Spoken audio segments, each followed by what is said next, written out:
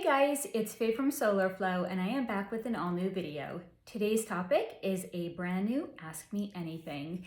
This is your guys' burning questions and my channeled information as the answers. So if that sounds good to you, please stick around, and if not, I'm sure I will catch you at another video.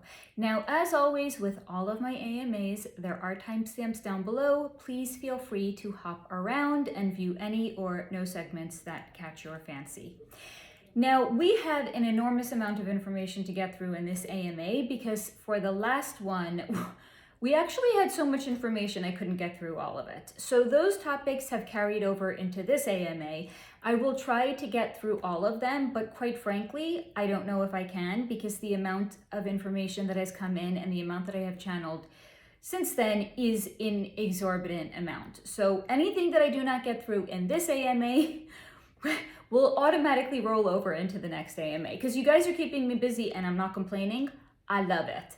I just wish I could be, I'm working on manifesting. Actually, I'm working on lining up with being a full-time content creator because Lord knows I have enough information to be a full-time content creator.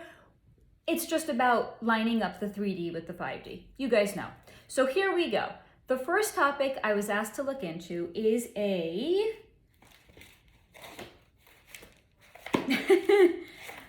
Here we go. Sorry about that. I got 3 notebooks I'm actually going to be working from today, so it's real life over here.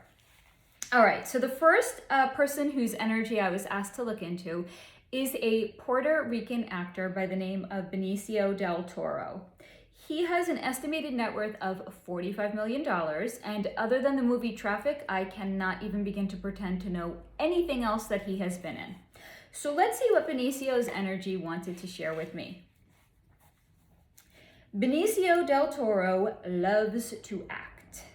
The process of creating and losing himself in a character of his own creation, knowing that there could be hundreds of other actors, but only one him, and that it's him that breathes life into his characters, just so, is exhilarating.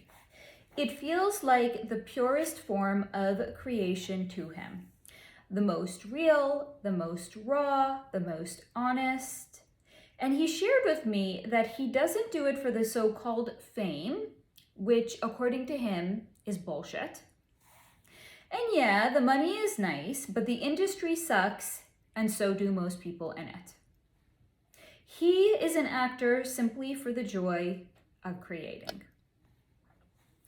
Yes, in case you are wondering, he knows what goes on and he has seen a thing or two, but he's kind of an outlier. To which I'm going to say he's not kind of, he in fact actually is an outlier. Because what's been shown to me is approximately 88 to 90% of all actors in the Hollywood industry are in the club. And only 10 to 12% of them are outliers, meaning they are in the Hollywood industry, but they are not in fact in the Hollywood club. So he is sharing, he calls himself kind of an outlier. He's not kind of, he is. So he's one of the 10 to 12% of actors that are just actors, and they are not in fact in the club. So he says he's kind of an outlier, to which I'm like, no, in fact, you are, buddy. He shared that he coasts by. And so far, it's been working out for him, but mostly because he is so low-key, he just shows up, he says his lines, he ignores all the rest, and he goes home. But it's not like he doesn't know. It's not like he doesn't care. But he also knows what could in fact happen if he decided to speak out. So he keeps his head down so he can keep creating, and he hopes that it's enough. So that is what I have for you on Benicio del Toro. Any questions, please do let me know down below. Now, the next person whose energy I was asked to look into is somebody by the name of Shawn Mendes, and he is a Canadian singer and songwriter. Even though he's relatively young, I don't know, frankly, I have no idea. Maybe he's like 18, 20, something like that. He has an estimated net worth of $40 million. Now let's see what Shawn's energy wanted to share with me. Shawn Mendes is living his best life. He gets to sing. He gets lots of attention and tons of money. What's not to love? He asks me. Okay, fine. So he's not his own man. Big effing deal, according to Shawn Mendes. So he has to play a role. But he asks me, don't we all? Come on, it's not like we don't, to some extent, pretend to be someone else when we're at work. So he does too.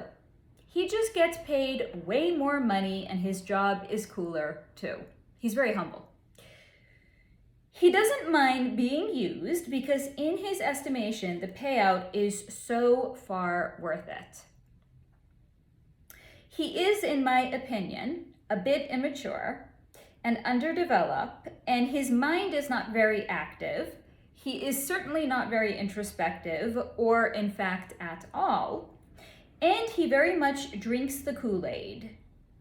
He's a bit boring and not an energy myself wants to be in, so I leave. And that is what I have for you on Shawn Mendes. Any questions, please do let me know down below. Now, the next person whose energy I was asked to look into is an American actress by the name of Ann Hathaway. Now, Ann Hathaway has an estimated net worth of $80 million. She has also won an Academy Award, I think, for her role in Les Mis. And she started acting, I think she was like a teenager. So she's been in the industry for fucking ever, because I think maybe now she's like 40 or something like that. Let's see what Ann's energy wanted to share with me. Ann Hathaway always feels like people are yelling at her. True, she is chronically late, and true, people do need to yell at her to get her moving, but do they always have to be so shouty? She is sleep deprived, passion deprived, doing her part in the club, married to another loyal member of the club, is established, looked up to even some would say, but in her middle-aged years, her life is boring. Maybe I should connect her to, what's her name? Whose energy did I look into for the last AMA? She was also complaining. Meg Ryan? Like, Meg Ryan asked me rhetorically, I still can't get over it. Meg Ryan asked me rhetorically, do I know what it's like to be a middle-aged woman? I'm still not over it. Back to Ann Hathaway.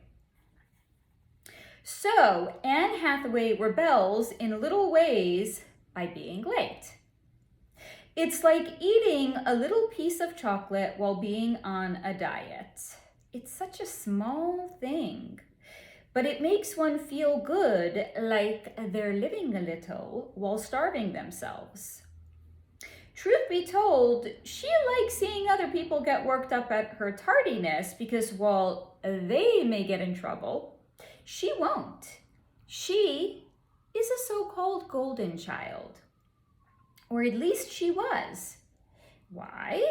Because she was not a Lindsay Lohan, she was not a partier, she was not a troublemaker, but a perfectly boring, coloring within the lines, knowing her place and playing her part kind of gal. And sometimes she's sick of it. Does she always want to be used in the way they want to use her? No. Does she always want to say what they want her to say? Also no. But when you're raised in the club, you aren't raised to ask questions, only to do as you're told, and you'll have a nice life indeed. She has, so it's true. Don't ask questions and you'll have a nice life, because she has. She also has a nice career, a perfectly nice, boring husband, and a little family. But she sometimes wonders what it would be like to be the bad girl. But then she shakes her head like the thought alone is wrong, and she looks around at her life and remembers herself. She remembers her place, and then she sighs and is late because that's the only way she knows how to rebel. That is what I have for you on Anne Hathaway. Any questions, please do let me know down below. Now, the next person whose energy I was asked to look into is somebody by the name of Lou Pearlman, and he was a music producer behind many famous boy bands, such as the Backstreet Boys and NSYNC. He recently, I want to say, I think I had read maybe crossed over in the last 4 to 5 years. Let's see what his energy wanted to share with me. This has a mild content warning because it's not as gnarly as some other people whose energy I have looked into. It gets a mild content warning, but still I want you to go into it and be forewarned and be armed about him, okay? So Lou Pearlman had a voracious appetite, but not just for food. He was kind of the human equivalent of a dumpster or a vacuum cleaner. He sucked up food, money, sex, and most importantly, power. He lived for power.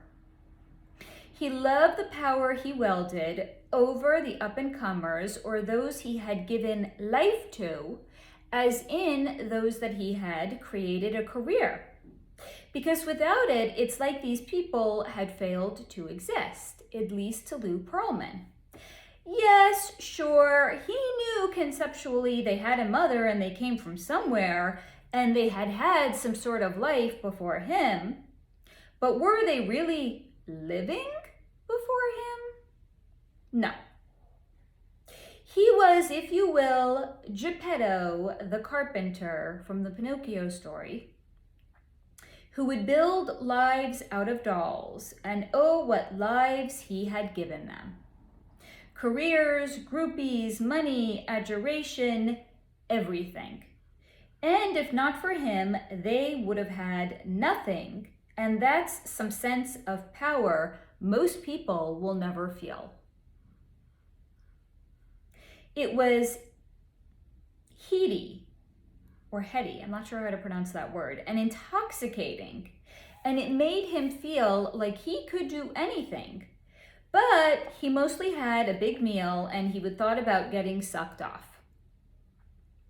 He did not particularly care by who, because to Lou Pearlman, a mouth was a mouth was a mouth.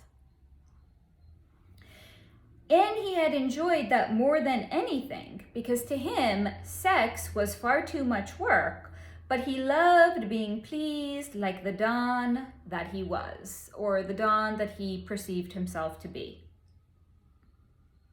He was the magic maker, and it truly was magical seeing his creations up on stage. What were the creations? Pop stars. The delicate flowers he had plucked from obscurity and turned into performers. It was truly mesmerizing. They were mesmerizing, and it was all because of him. No, he doesn't need to be known, nor did he need the public adoration, and in fact, from his point of view, it was better not to be known, so the success of his stars felt all the sweeter. He made them, he put them there, they performed for us and for the world, and it was all because of him. And no one needed to know for him to feel the power and the control that he had by making pop stars. They existed because of him, and that was real power, according to Lou Pearlman. So that is what I have for you on Lou Pearlman. Any questions, please do let me know down below. Now I'm going to skip some pages from the Vin Diesel mini energy read. He got his own video. Here's another one from the last AMA on the actor Paul Rudd. I don't remember if I got to this. Did I get to her? I don't remember if I had shared Gayle King in the last one. If not, I'll just roll her over to the next one. I think I had, in fact.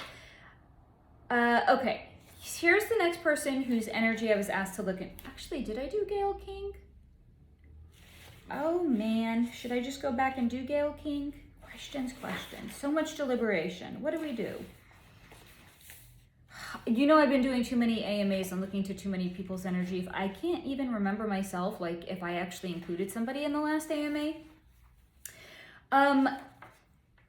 I think I did, so I'm going to skip over her. And again, if I go back and I look at the last AMA and she's not there, I'll just roll her over into the next one. So here we go. The next person whose energy I was asked to look into is an American actor by the name of Woody Harrelson. He has an estimated net worth of $70 million. Let's see what his energy wanted to share with me. Woody Harrelson has really seen a thing or two during his time in the industry. And although he declined to say what he had seen, he said it was the kind of thing that made him wonder if he was high, even though he thought he knew that he was sober.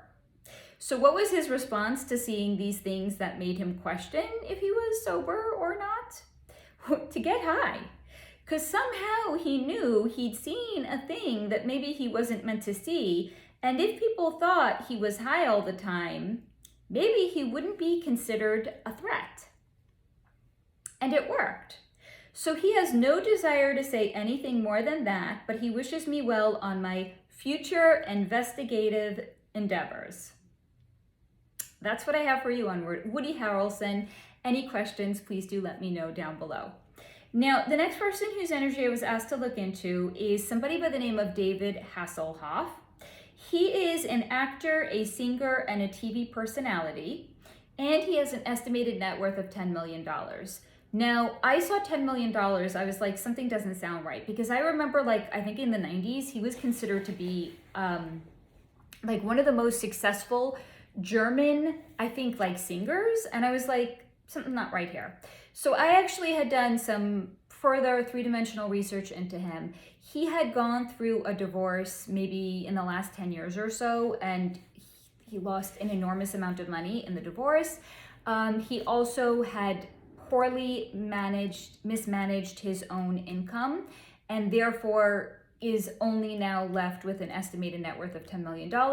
I think in his heyday, he had something like over 100 or $150 million. So a cautionary tale, perhaps. Let's see what David Hasselhoff's energy wanted to share with me. Oh, and by the way, he was also on Baywatch, for context. So David Hasselhoff is shrewd as fuck, but most people don't see it or don't know it. And he is perfectly okay with that.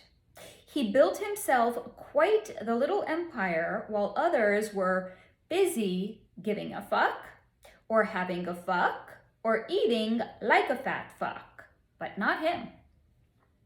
He is incredibly disciplined, hardworking, and meticulous with his work ethic, and he is proud of it.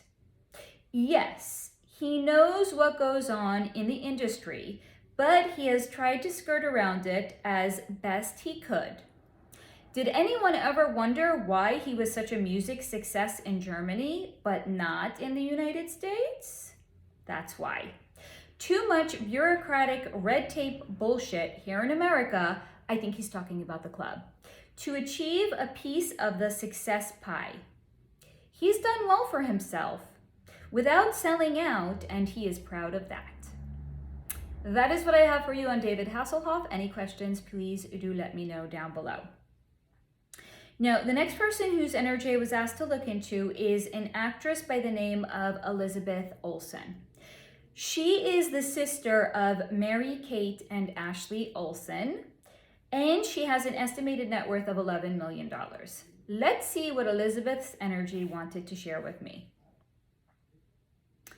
Elizabeth Olsen is just another Nepo baby, by her own admission.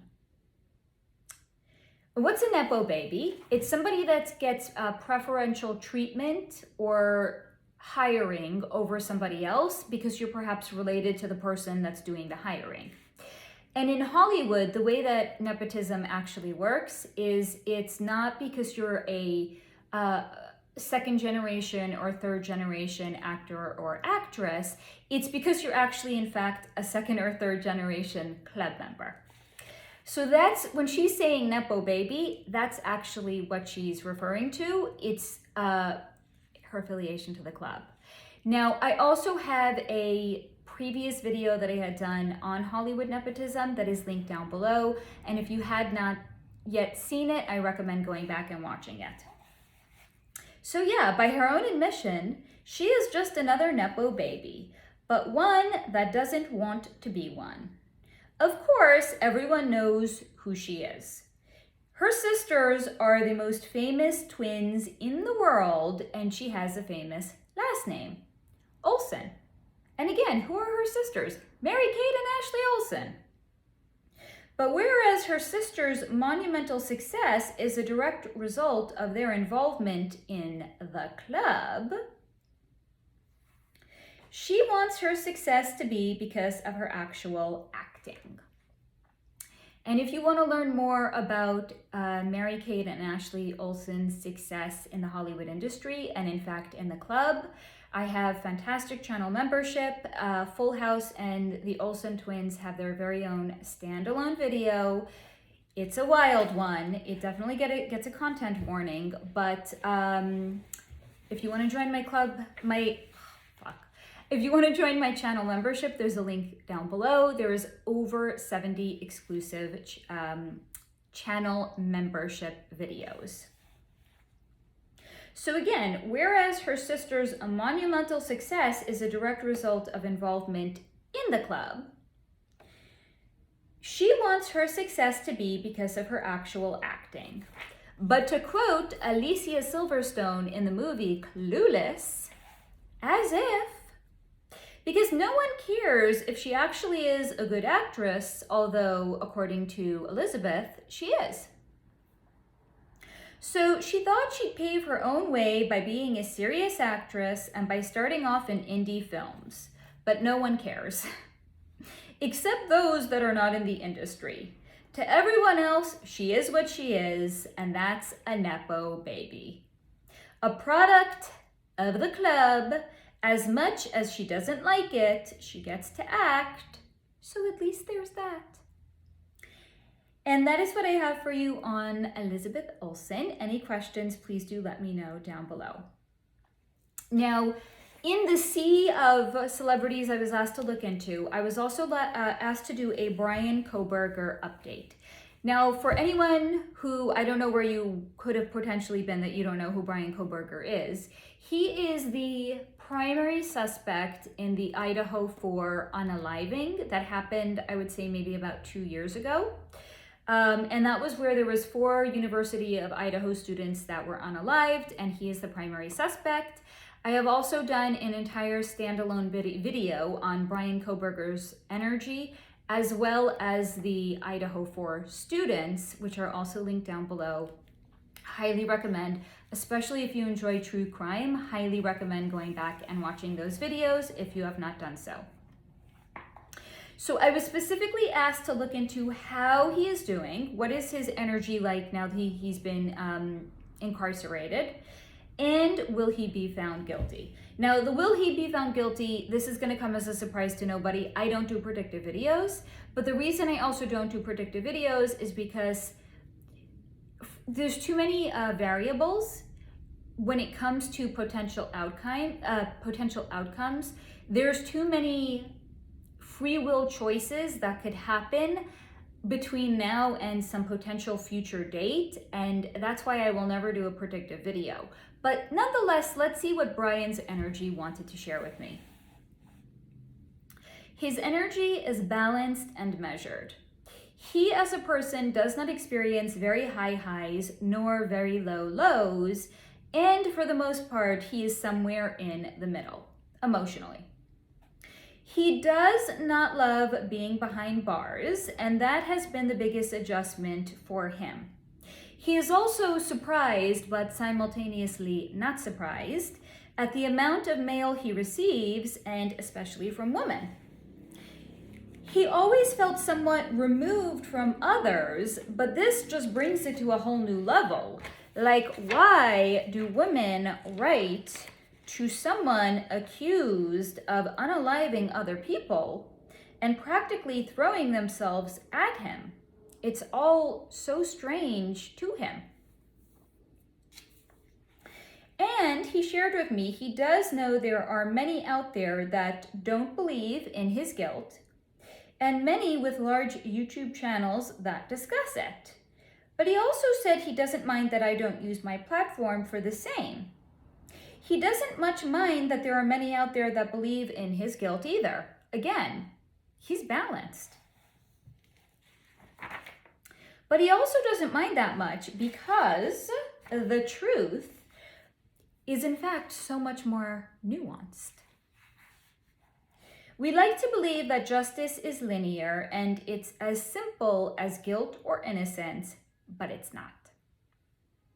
So I ask what he knows about that, because that sounds compelling, but he just looks at me without answering. And he actually has a very intense way in which he communicates non-verbally with his eyes. Like, his eyes speak volumes, like very, very many volumes worth of material, just in the nonverbal communication that he does with his eyes. Like, he has a very steady and intense kind of a gaze that he can level at a person. And that's kind of what he leveled at me when I had asked this. So he tells me he will not tell me if my assessment of him was correct, which is something I discussed in the video on the Idaho 4, and also in the video I had done on him as well. But anyway, according to him, it doesn't matter. He isn't so attached to the outcome as others are, but he does think it will be interesting when the level of corruption in Idaho and our so-called justice system is revealed. And yes, that is something he knows a lot about, but maybe that's a discussion for another day. And that is what I have for you on Brian Kohberher. Any questions, please do let me know down below. Now, the next person whose energy, I was asked to look into is a Canadian singer and songwriter by the name of Alanis Morisette. She has an estimated net worth of $60 million.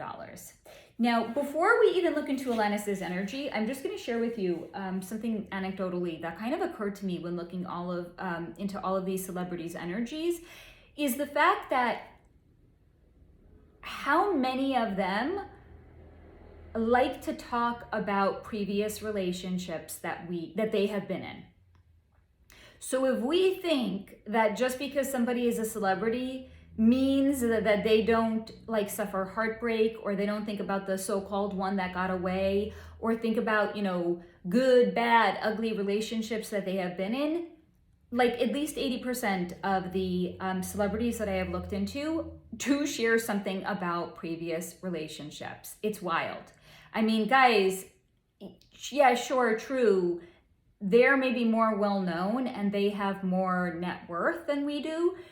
They put on their pants one leg at a time, just like we do. Like, there's really no difference. They have heartache, they have loss, they just have a bigger estimated net worth at the end of the day. So that's what I wanted to share with you.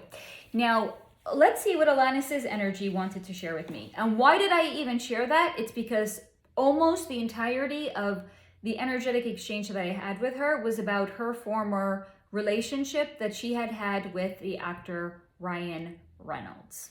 So here we go. Alanis Morisette shared with me that even before Ryan Reynolds was as big as he is today, he kept telling Alanis he was going to be a big star. And he is.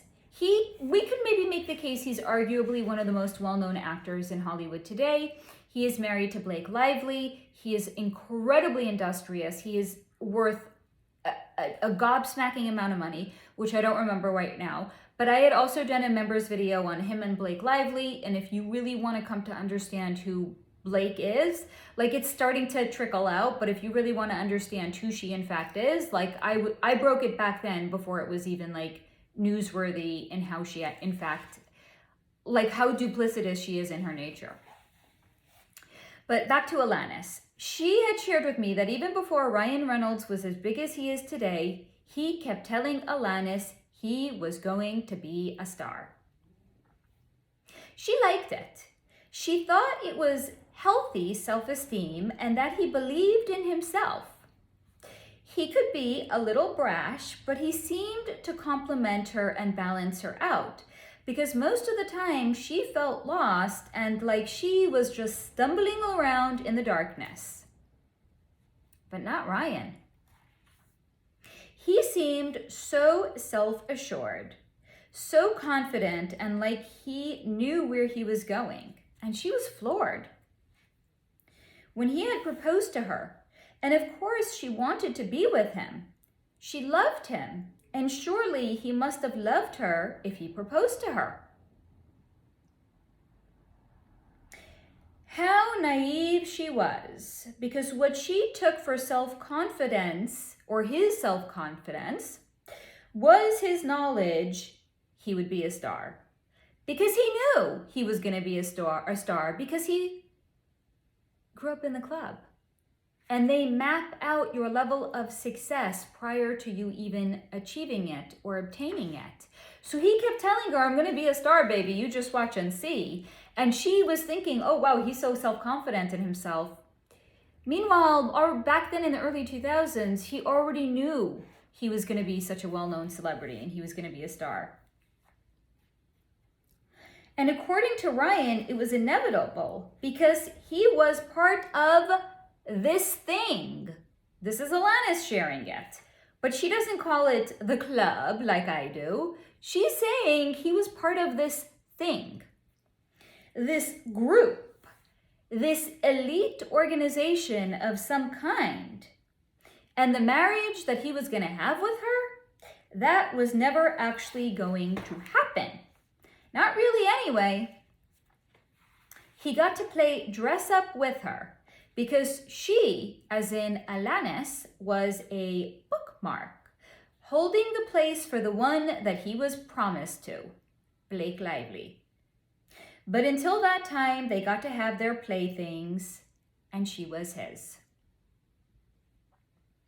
It's pretty fucked up, but she is not broken up over it. She had exorcised her demons with her album, Jagged Little Pill, that's the one that put her on the map, and raging out to You Ought to Know, and how cathartic that was for her. So when she found out the truth about Ryan, she had already healed a lot of her hurts. Now, this is not to say that she felt nothing, because she did, but she'd grown up a lot and learned to surf the waves of her emotions without being pulled under the waves of despair. And she can see now how they never would have worked together. Not really anyway. Not the way he works with Blake, and for that she is happy that they are together and she is no longer with him. So that is what I have for you on Alanis Morisette. Any questions, please do let me know down below.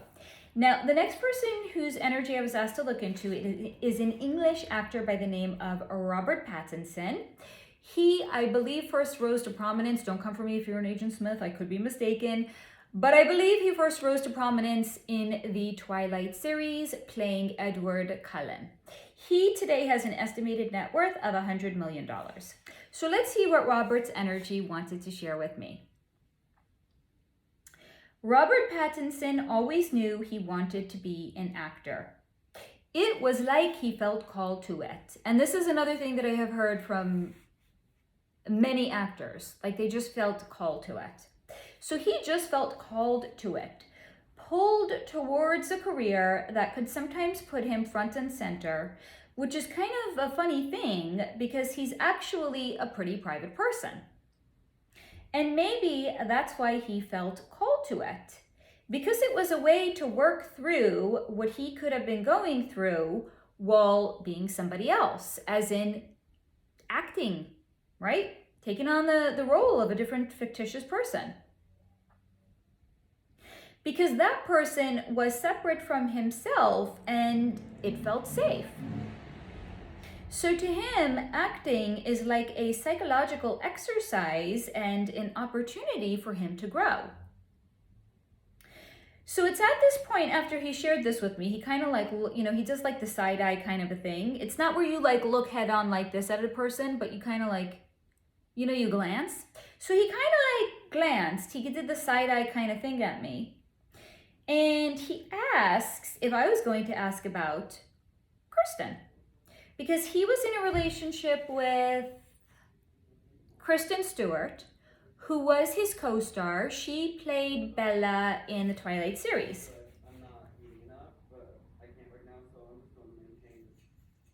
Sorry, getting distracted by 3D distractions. My neighbor outside. Real life over here. I'm a real person. Hi, hello, my name is Faye. I'm not artificial intelligence. Okay, so it's at this point that he asked if I was going to ask about Kristen, to which I say I have no agenda but to allow him to talk and to share anything he wants to or nothing at all.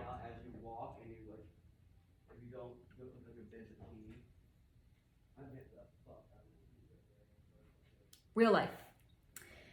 He seems to relax at this when I had said to him, I have no agenda whatsoever. And he tells me the period surrounding filming Twilight was, quote, mental, end quote. And as much as he thought acting was a psychological experience, the screaming fans and the upheaval to his life was the most intense period of his life. I think I had remembered at that time, because, I was really fully enmeshed into 3D back then. And I used to watch, what was it? It was like one of those entertainment shows, not Entertainment Tonight, it was another one. Not Access Hollywood, it was a different one. I even remember who hosted it, but I don't even remember the name of it. The host name was Dana Devon. I think it might have been called like Extra. Honestly, I don't even remember. But I remembered they would show that during the filming of Twilight, there would be girls in whatever hotel. How do people even, this is like back in the early 2000s. How the fuck did people know where these people were staying? They did. But they would like show at like 7 o'clock in the morning outside of the hotel where Robert Pattinson was staying, thousands of girls outside screaming his name. Like imagine, you're just trying to like get some sleep before you have to get up and you have to film again, and you're being woken up by thousands of people screaming your name.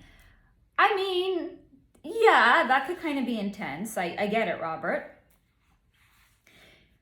But the thought about, and he did think about quitting acting on multiple times, but he had realized he was in some ways already too well known at that point. So even if he had quit acting, it wouldn't really matter. But he had just wished someone would have warned him about all of it, if only they had known. And in some ways, he shared that the films maybe blew up more than was expected, and that's why nobody had warned him about it. And in a way, him and Kristen had this shared experience, only they could know and understand. So it was like some sort of a trauma that brought the two of them together. But no, in case we were wondering, he was not completely shocked that she had cheated on him.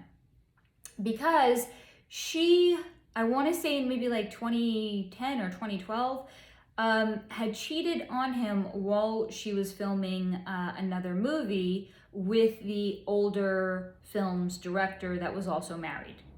And his marriage broke up, and her relationship with Robert Pattinson had later gone on to break up as well. So no, he was not completely shocked that she had cheated on him, because according to Robert, she was hard to pin down and could be very emotionally evasive. But at that time, they'd already been together for so long, and if he had a guess, maybe in her mind, the only way out of their relationship was to cheat. Maybe both of them lacked the emotional maturity to end it, and they were just thrown together because of the circumstances of filming together. Either way, they're both happier and much more mature now. And they are with people that are a better fit for them. So I asked him at this point if he wants to talk about his current relationship, and he just smiled at me and told me no. I asked if he wants to tell me anything about the industry or what it's like to be an actor, and he also tells me no. I asked if there's anything else he'd like to share with me, and he tells me he's not a bad person, no matter what we may hear in the future. So I'm like, that's kind of cryptic. Anything you want to share about that? To which, maybe you guessed it, he again just smiles and tells me no. So that is what I have for you on Robert Pattinson. Any questions, please do let me know down below. Now, the next person I was asked to look into is an American actress and singer by the name of Bella Thorne. She has an estimated net worth of $12 million. Now, Bella Thorne, I remember years ago seeing a picture of her, and I thought she was just the most beautiful person I had ever seen. She has just incredible bone structure. She had this like vibrant red hair, and she had such a glorious something about her, like whatever, you know, that je ne sais quoi is. I saw a picture of her and I was like, damn. And then recently, because I was asked to look into her energy, I had gone looking at her again, and I was like, ooh, she's changed dramatically. She's lost her luster. She seems like the light in her eyes was gone. And we're going to talk about that in the energy reading on her. I think she got her start as a child actor, which already you might know to be a red flag. Let's see what her energy wanted to share with me. Bella Thorne is strung out. But and this also comes with a trigger warning. But what else is new? Not the trigger warning, that according to her, she's strung out. She has the worst functional anxiety. At least that's what the doctors tell her. It's funny to her that it's called functional because most days she does not feel close to functional or human for that matter, but somehow she still is functional. Not that she was treated human or humanely, because according to Bella Thorne, can you call being chained in a dark basement humane? Ha! That must be the same way she is functional, although she's barely holding on. She was too young, too scared to process that shift or what came after, and there is no amount of so-called success that made it okay. She was a so-called delicacy with her red hair and pale skin, and those that were tired of the Britney wannabes wanted something else, and they wanted her. They used her and they drained her like she was a battery, and now the light is gone from inside of her, maybe never to be seen again. Functioning anxiety? What a fucking insult to people with actual anxiety. Because according to her, this is not so-called anxiety. What a fucking insult that there's monsters like that walking around the world, destroying people's lives, and no one does a thing about it. She is too broken to do something about it. We are all too ignorant, or I would say too asleep, to do anything about it. So the process repeats again and again. At least she wasn't ever pregnant like little Jamie Lynn. She is talking about Jamie Lynn Spears, who is the little sister of Britney Spears, because when I think Jamie Lynn was 16 or 17, it had come out that she was pregnant with her boyfriend's baby. They had gone on and gotten married, and then they had later gotten divorced. So what is Bella Thorne saying? At least she wasn't ever pregnant like little Jamie Lynn by the same people that did to Bella what they did to Jamie. Small miracle there, because she was used and abused like a rotating door. And sometimes she wondered if she was locked up so she couldn't hurt herself. Because she looks back and she thinks she would have done it, as in hurt herself. But she hasn't since then. So that's a lie. She tells herself, along with the one, that she is functioning because she is far from that. That is what I have for you on Bella Thorne. Any questions, please do let me know down below. Now, the next person whose energy I was asked to look into is an actress named Michelle Pfeiffer. She has an estimated net worth of $250 million. And I remember her watching the movie, what's that? Oh. Of course, Mia Names. It is such a famous movie. This is like an embarrassment that I don't even remember it. It's with Al Pacino. He plays the drug lord. And in that movie, he pulls out a pow pow. There's such a famous scene. And he's like, say hello to my little friend.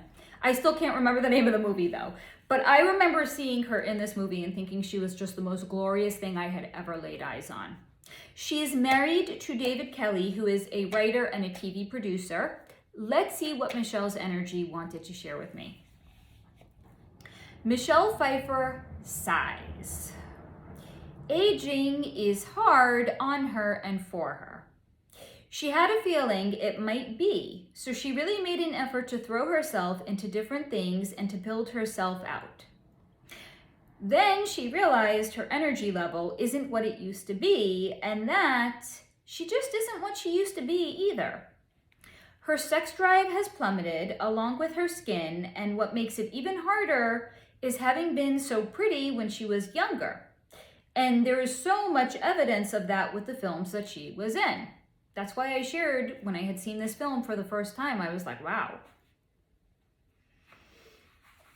So she has more or less resigned herself to being a mother first, a wife, and a good one at that, and to try to come out with some sort of meaning and purpose for herself when the industry she had devoted so much of her life to has abandoned her.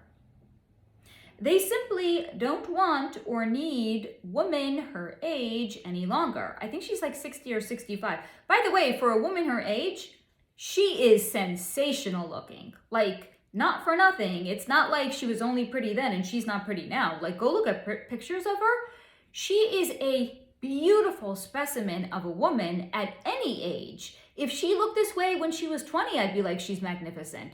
Okay, she's in her 60s. She's still magnificent looking. So really, just to drive the point home, it's like Hollywood, this fucking broken industry. She's a beautiful woman, irrespective of her age. And she is saying, the industry that she had devoted so much of her life to abandoned her. They simply don't want or need women of her age.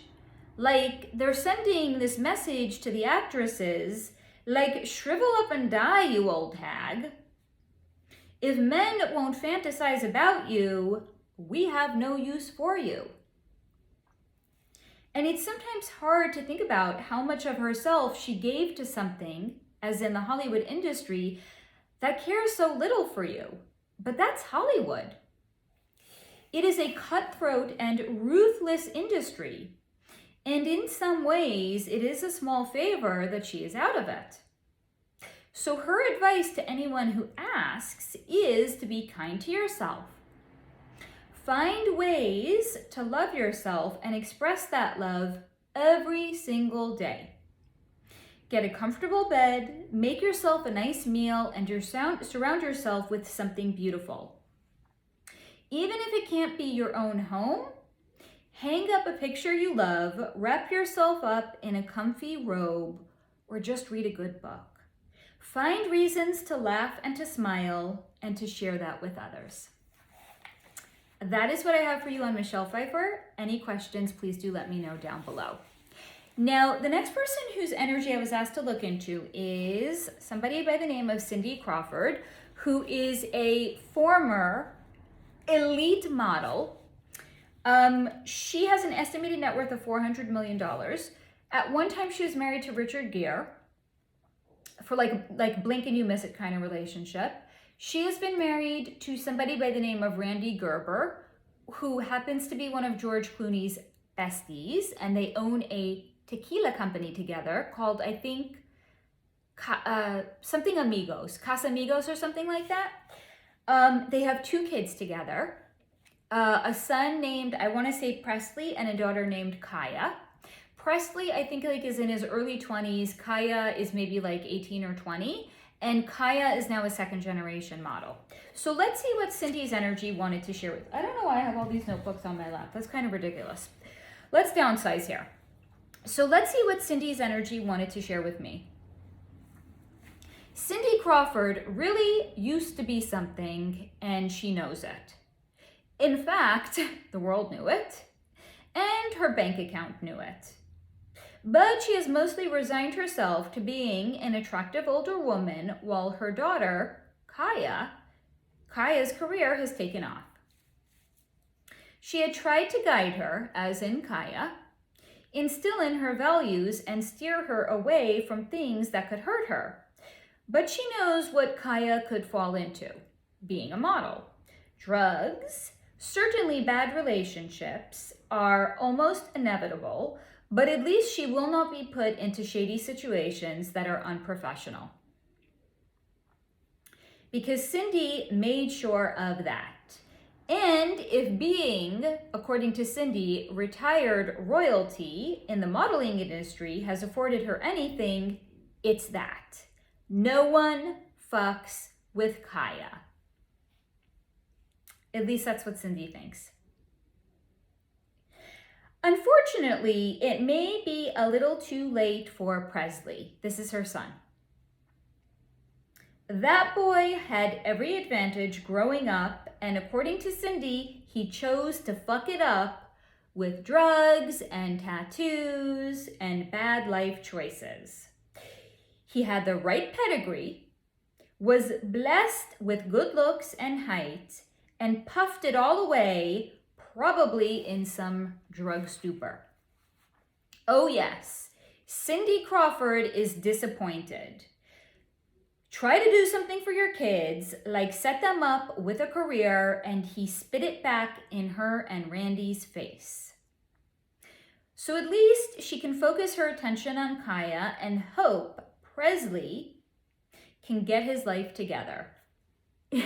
No sympathy, no empathy, no remorse from Cindy Crawford for her son and what led him to the choices that he had made.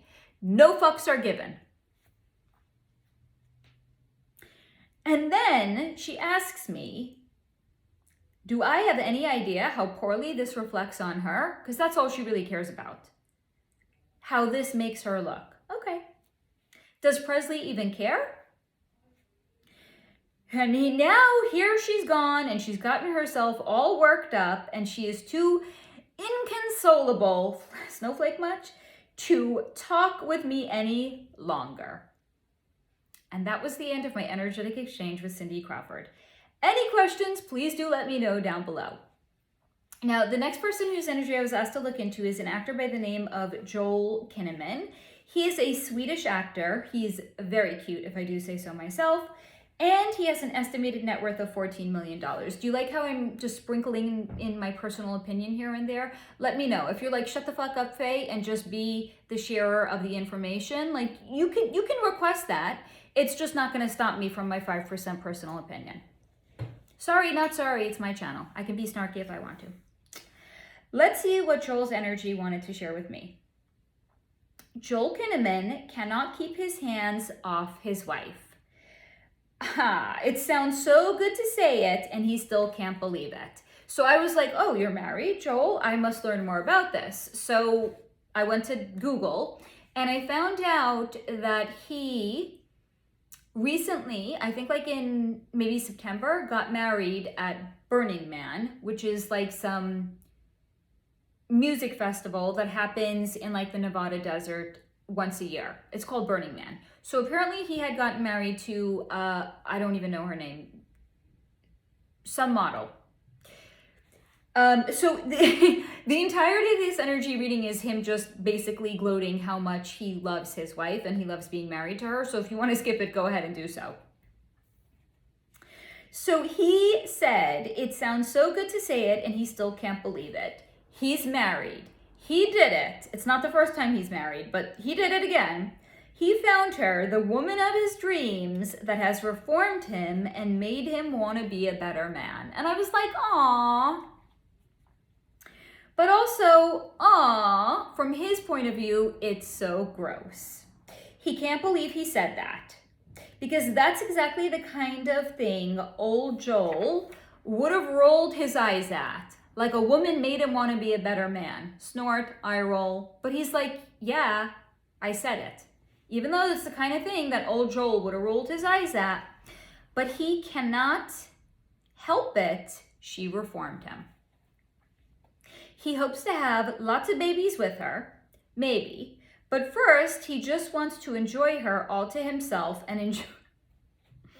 I swear to you guys, energy reading will never get old.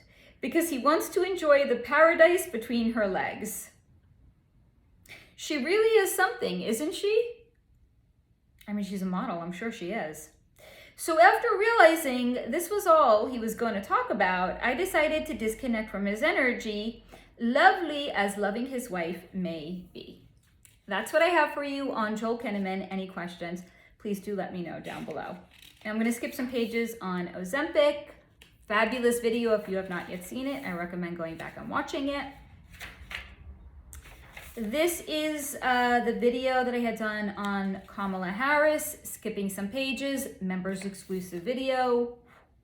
Wild. Highly recommend joining my membership if you want to see what her energy wanted to share with me. Now, the next person whose energy I was asked to look into is somebody by the name, did I actually skip somebody? Hang on a second. If I did, I'm going to have to go back and find him. No, he's coming up. Okay. So the next person whose energy I was asked to look into is a country singer and songwriter by the name of Chris Stapleton.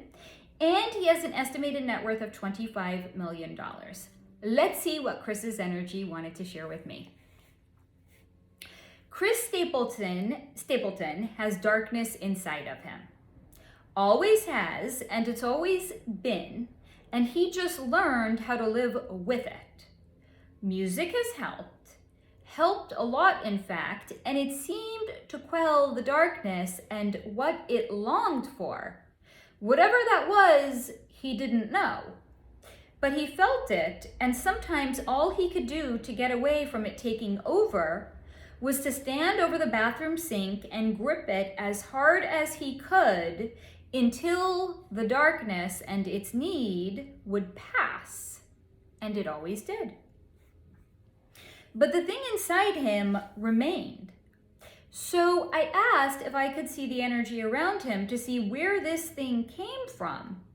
And I was shown that when he was younger, anywhere between, I would say, 7 to 9 years old, he had hit his head and fainted for a few minutes. And that was more than enough time for him to be inhabited. And because there was low energy around him, because he was raised in the club, it seamlessly slipped inside of him. So if you are in fact wondering if entities and body snatching and exorcisms are real, they are. And while Chris had been a good candidate for one because of the low vibes around him, because he was raised in the club, through pure determination and grit, he somehow has it under control. Though him and this dark entity do go head to head sometimes, but Chris is just simply strong-willed. Music in some ways has saved him, but with it, it's because he is also living his purpose within the club. Because the question was, is he in the club? So yes, I'm going to drive that point home many, many times. Now, Chris Stapleton is not a simple man, and he is far from a simple, what did I write here? He's not a simple man and far from a simple conversation surrounding him. That's all I have to say about that. I don't know why I ended so abruptly in my notes, but I did, so we're going with it. So that's what I have for you on Chris Stapleton. Any questions, please do let me know down below. Now, the next person whose energy I was asked to look into is an Australian model by the name of Elle McPherson. She has an estimated net worth of $95 million. This is so fucking short, but again, whatever comes in, I share with you. Elle McPherson has had a somewhat nice life with some trials along the way. She thanks us for her interest in her, but that's all she wanted to say. That's what I have for you on Elle McPherson. Any questions, please do let me know down below. Now, the next person whose energy I was asked to look into is an English actor by the name of Tom Hiddleston. He has an estimated net worth of $40 million. I think he is maybe most well known for being in some Marvel movies or something like that. Let's see what his energy wanted to share with me. Tom Hiddleston has something he'd like to say. My assessment on Taylor Swift was his experience with her. And if you don't know what my assessment was, I have previously done a video on T Swift, link down below if you have not yet seen it and you would like to go back and you would like to watch it.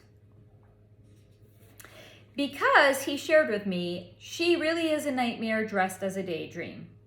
But not that they were together long enough for him to see the nightmare. And for that, he is grateful.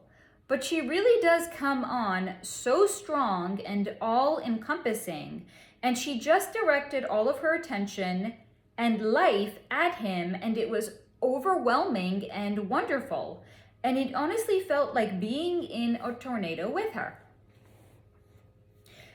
And he shared she had I Love TS t-shirts in her house, which at the time he did not think was strange at all, which is another way of him saying, actually, in retrospect, however, it was kind of weird.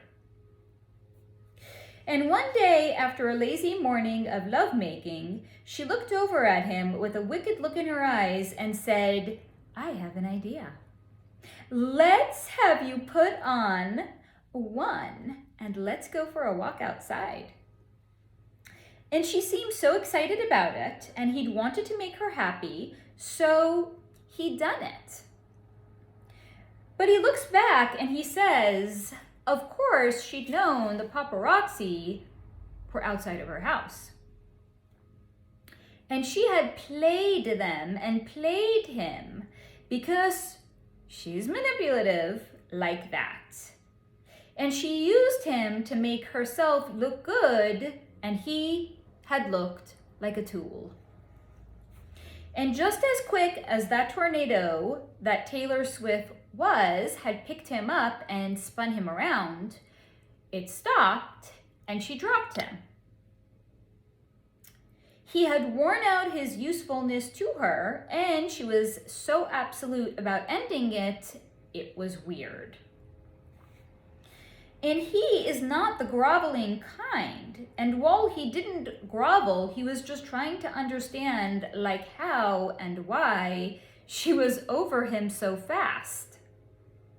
Maybe he could get some closure?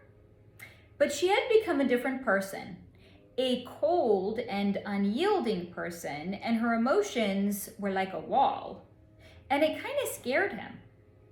Now, looking back, he feels like his senses took a leave of him. Really, he was just swept up by being with her, and she is a cautionary tale for sure. That is what I have for you on Tom Hiddleston. Any questions, please do let me know down below. Now, the next person whose energy I was asked to look into is an American rapper and singer by the name of Jelly Roll. I had never heard of him before you guys had asked me to look into him. When I actually went to go look at his estimated net worth, which is only a $1.8 million, I was like, oh, wow, okay. tats on the face, very telling. Let's see what his energy wanted to share with me.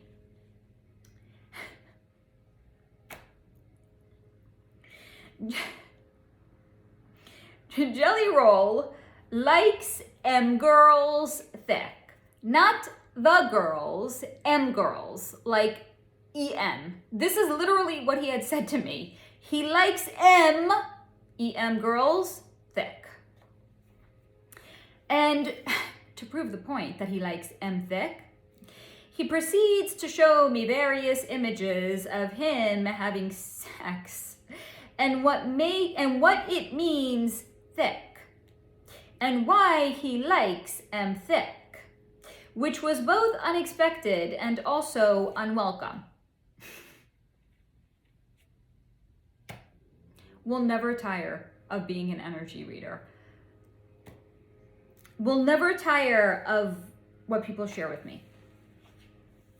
Now, this was, perhaps as you can imagine, unexpected and unwelcome to me. But it also told me that he is somebody that lacks boundaries. Because it's like, bro, I'm not your buddy.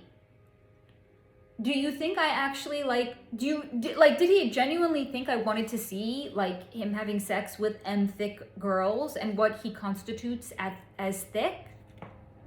No. So lacks boundaries. His energy is in fact so open and porous that his thoughts bleed all over the place. Not only does he like M thick, but he thinks about drinking a lot. He thinks about money a lot. He thinks about wads of money on a bed and banging his woman on the wads of money. And all he can think about is getting more money. He is someone so clearly stuck in his first chakra. What are chakras? They are meridian points that run up the base of our spine. There are 7 of them. They all have certain energies around them that connect to the way in which we can show up in life, depending on if they're open or there's a blockage or there's a misalignment. He is stuck in his first chakra. What is the first chakra all about? 3D materialism, survival, money, food, sex as in reproduction, and like bodily functions like going to the bathroom and sex, essentially. He is stuck in his first chakra.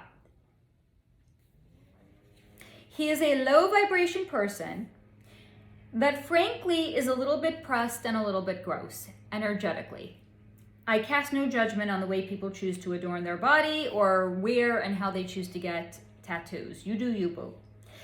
And he would do anything for more money because stuck in his first chakra, including joining the club, in case you were wondering. And then you might be like, but Faye, he's only worth $1.8 million, so how's he in the club? To which I say, he is currently working his way up the ranks of it, or he's trying to.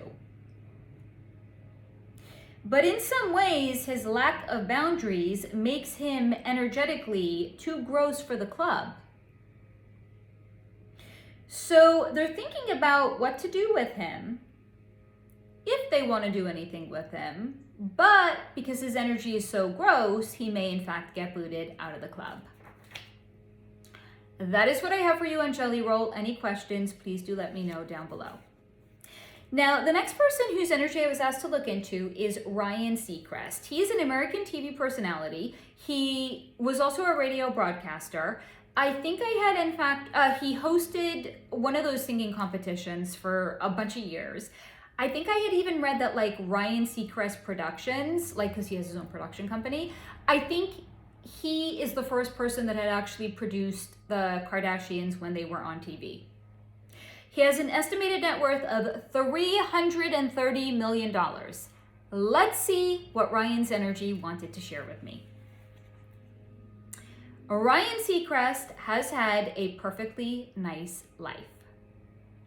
Not that he didn't think he would. He knew that whatever he did, he would be successful, but that didn't mean he didn't have to work hard. He would anyway, because he does have an incredible work ethic. Really, he does.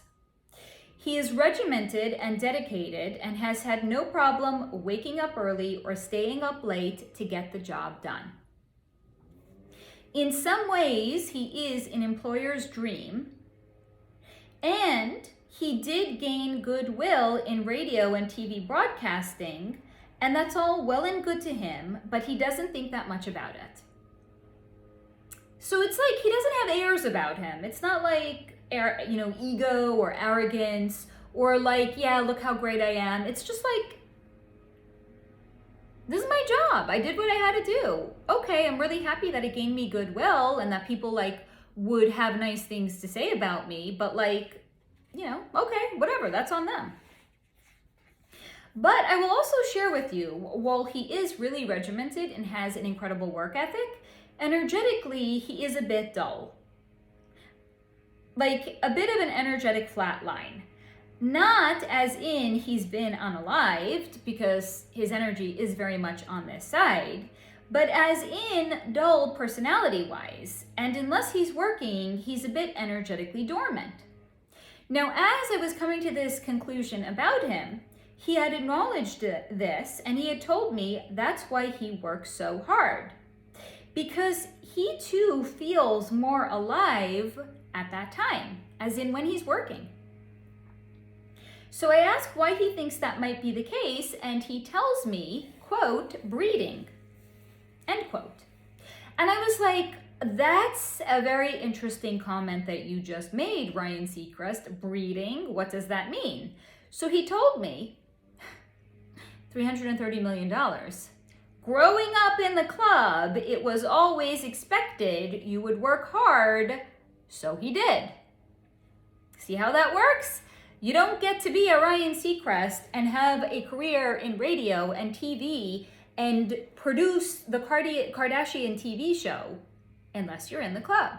$330 million. And it was so deeply ingrained in him, and he's glad he found something he enjoyed doing. And because of his success, he has mostly been left alone about marriage or whatever, as in relationships. Because I don't think he's ever married to date.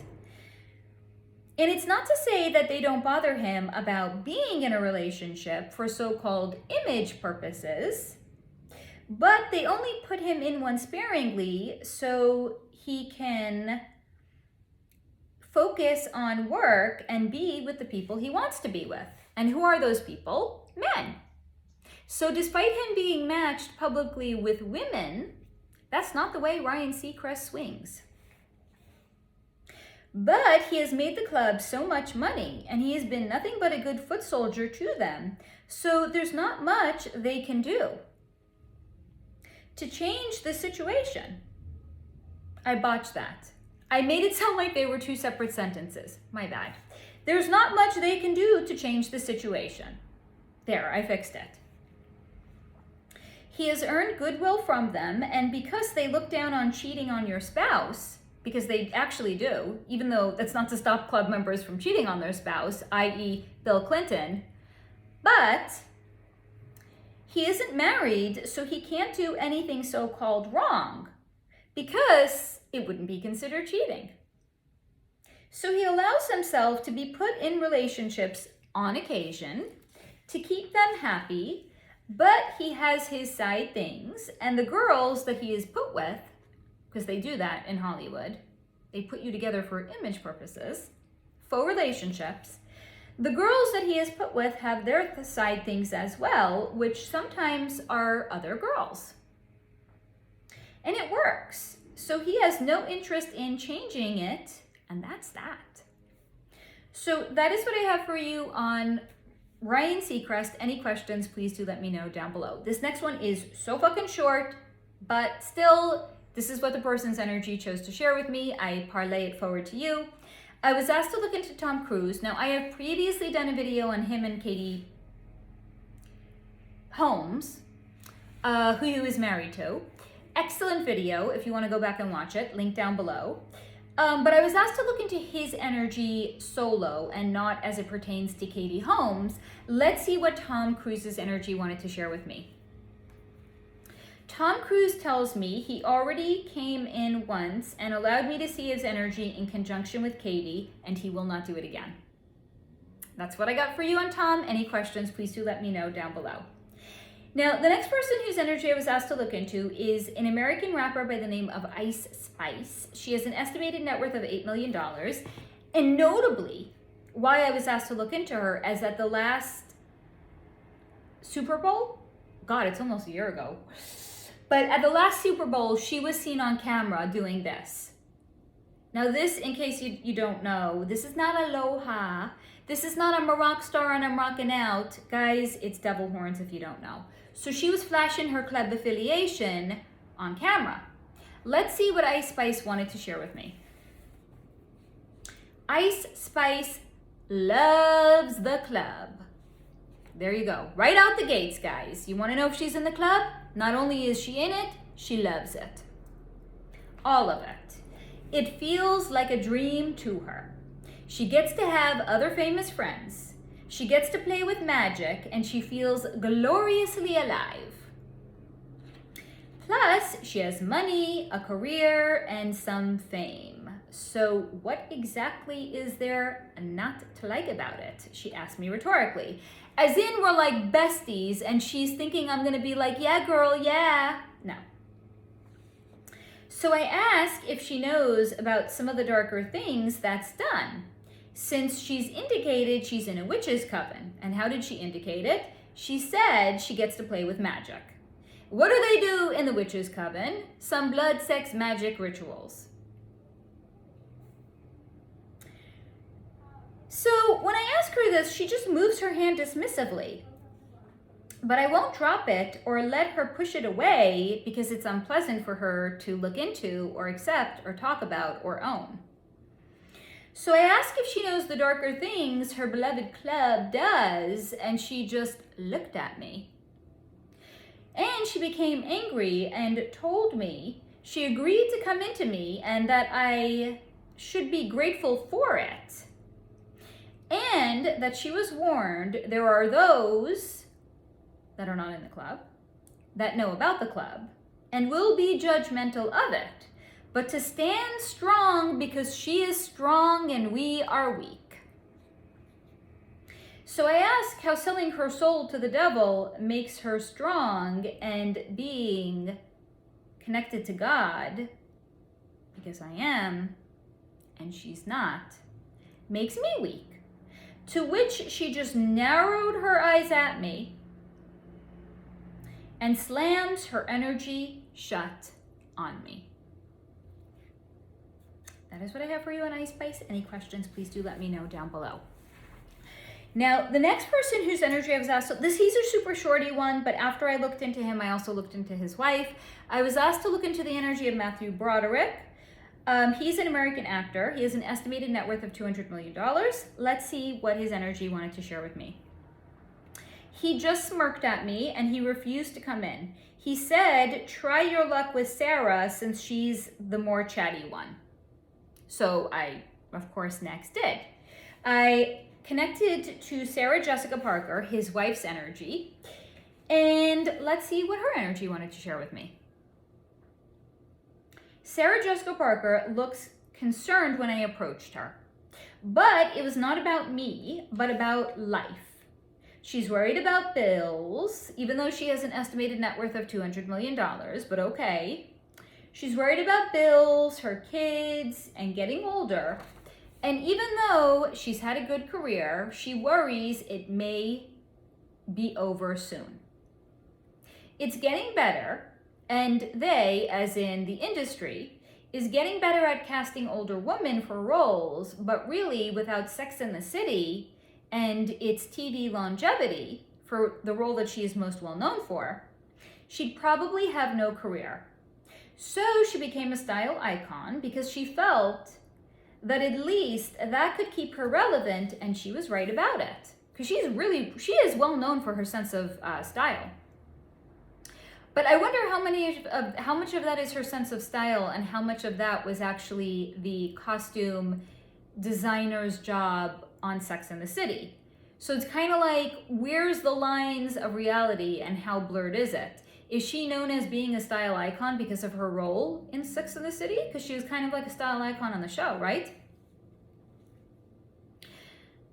So she became a style icon because she felt that would at least keep her relevant, and she was right about that.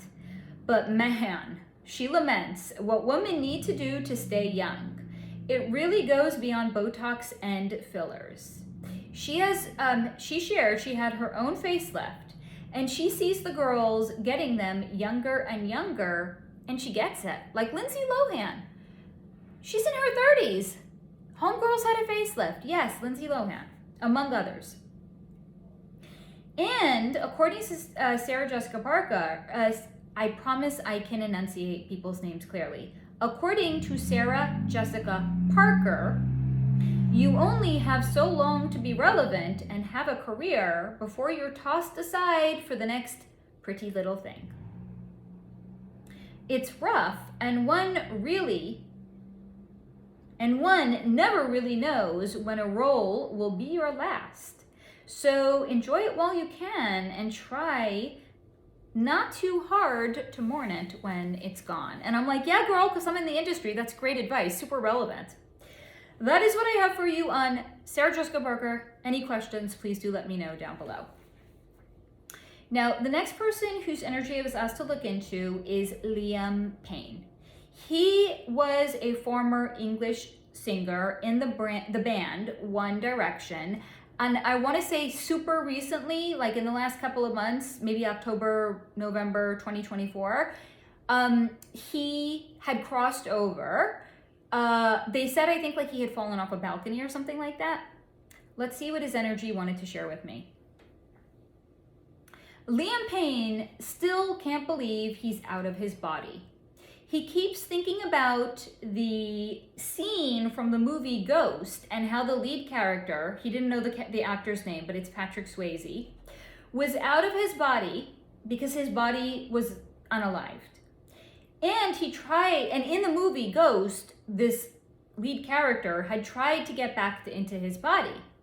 And he had done whatever he could to get back into it, but he couldn't because his body was unalived. And he shared with me it was like that for him too. He was trying everything he could to get back into his body, but his body was unalived. And that he would give all the money he had made back if it meant he could be alive. He would be nicer, kinder, everything. Absolutely anything, but he knows he can't. He saw his cold, unalived, lifeless body in a morgue. He had stayed with it long after the workers went home and the lights were turned out, and he just doesn't know what happened. He'd gone to sleep. He had woken up somewhere around 4 a.m., and then the next thing he knew, he had popped out of his body. It was jarring. Like maybe if he knew it was coming, it would be any better or easier to deal with, but maybe not. And it's weird for him to see how people's lives had just gone on, and he's just gone. And he really doesn't want to move on until he can find out just what happened to him. But even then, will he really feel ready to move on? As in move on from the earth plane, because he's still hanging around here? He had a body, was in his body until he wasn't. And he's just supposed to somehow move on from that? He just hopes they get whoever did this to him, and maybe, just maybe, then he'll move on. That is what I have for you on Liam Payne. Any questions, please do let me know down below. Now, the next person whose energy I was at, this is a shorty boy. I was asked to look into the English actor by the name of Joe Alwyn. He was in a, I think, close to 5-year relationship with Taylor Swift. He has an estimated net worth of $4 million. Let's see what his energy very briefly wanted to share with me. Joe Alwyn says he is still licking his wounds after Taylor and asks for privacy at this time. That's what I got for you and Joe. Any questions, please do let me know down below. Now, this next one I was asked to look into. This is absolutely getting a trigger warning. It's gross. I was not even going to share his energy with you, to be completely honest, to be completely candid. But the only reason I'm actually sharing it with you is because in a members live stream, I had shared this with the members, and they had all said, share it. Because the information is, according to their assessment, which I'm not going to disagree with, important for us to know, even if it's gnarly. And part, as I have said on many occasions, part of us breaking up with the 3D matrix and breaking up with the false idols is to see them very, very clearly. So I looked into John Stamos. This, please proceed with caution. What he shared with me is gross. I can't even sugarcoat it, okay? So please proceed with caution. And in case you don't know who he is an actor and a musician. He has an estimated net worth of $25 million. He is, I think one could argue, most well known for his role on Full House. And again, if you don't know, I have a members only video on Full House. If you really want to, if you want to come to understand on a deeper fundamental level what the grossness that he is going to reference momentarily, you're going to want to watch that video. Let's see what his energy wanted to share with me. So John Stamos, as soon as I connected to his energy, he comes out and he says, "You will not believe how much pussy he got or could get." This is not gnarly. It was astounding. Being on a hit TV show, being young and hot and horny and successful, it was everything. Everyone wanted a piece of him and he gave it. Not going to say the full word, but BJs, if you know what that stands for. He got BJs in his dressing room, quickies in the bathroom between takes, and it was really something else, and a big reason he never wanted to settle down. Settle down for, he has since married, but he was like, settle down for what? The same pussy every day for the rest of his life? Hard no. This is where it takes a dark turn. You can't sanitize this yet. But no matter how much adult pussy he got, there was nothing like nubile, truly not legal. Can I even say the word? Snatch. It's like a derogatory word for lady bits. But they're not lady bits in this case because he just said not legal. And he's so fucking gross. And the BJs they gave him with their tiny sloppy hands, his cock looked positively ginormous. And he had come so fast you'd think he was a 14-year-old boy. Full House was apropos for the name of the show because everyone's, I'm not going to say the word because it's derogatory, but this is the word he used, because everyone's C-U-N-T was full on that set because it was a serious fuckfest. These are the false idols. And as soon as he shared that with me, you best believe I ran for the motherfucking hills and I was like, I can't be in this scumbag piece of shit energy a moment longer. That is what I have for you on piece of shit scumbag John Stamos. I don't mince words. You fucking pedo. Any questions, please do let me know down below. The next person whose energy I was asked to look into is a Belgian-American fashion designer, a Belgian-born American fashion designer by the name of Diane von Furstenberg. She has an estimated net worth of $300 million.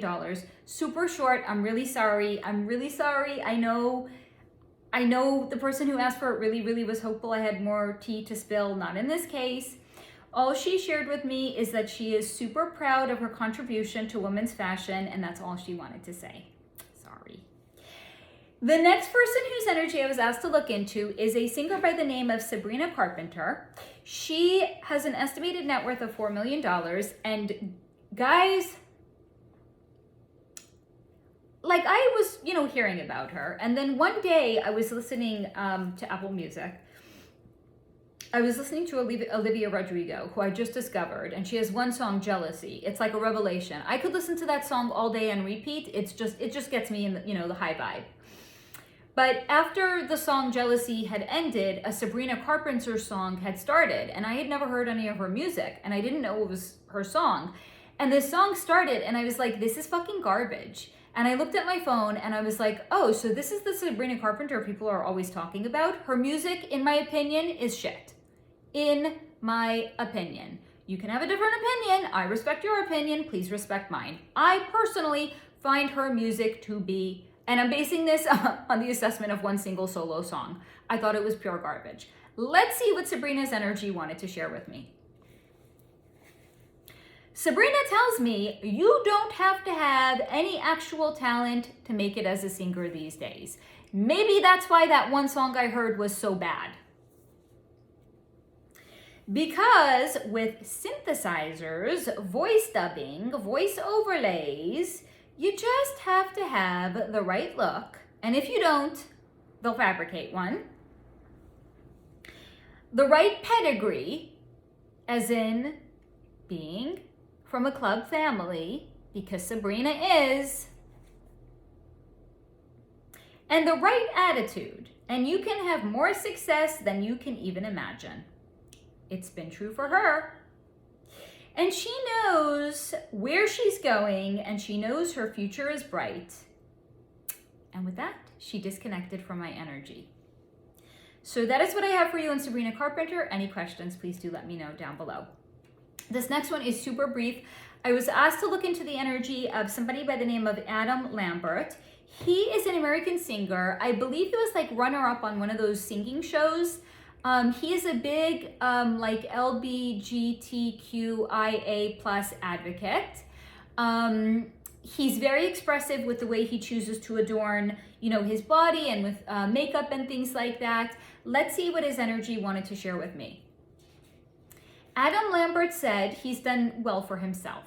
He is proud of himself. He's living his best life mostly, and he has no regrets. So that's what I have for you on Adam Lambert. Any questions, please do let me know down below.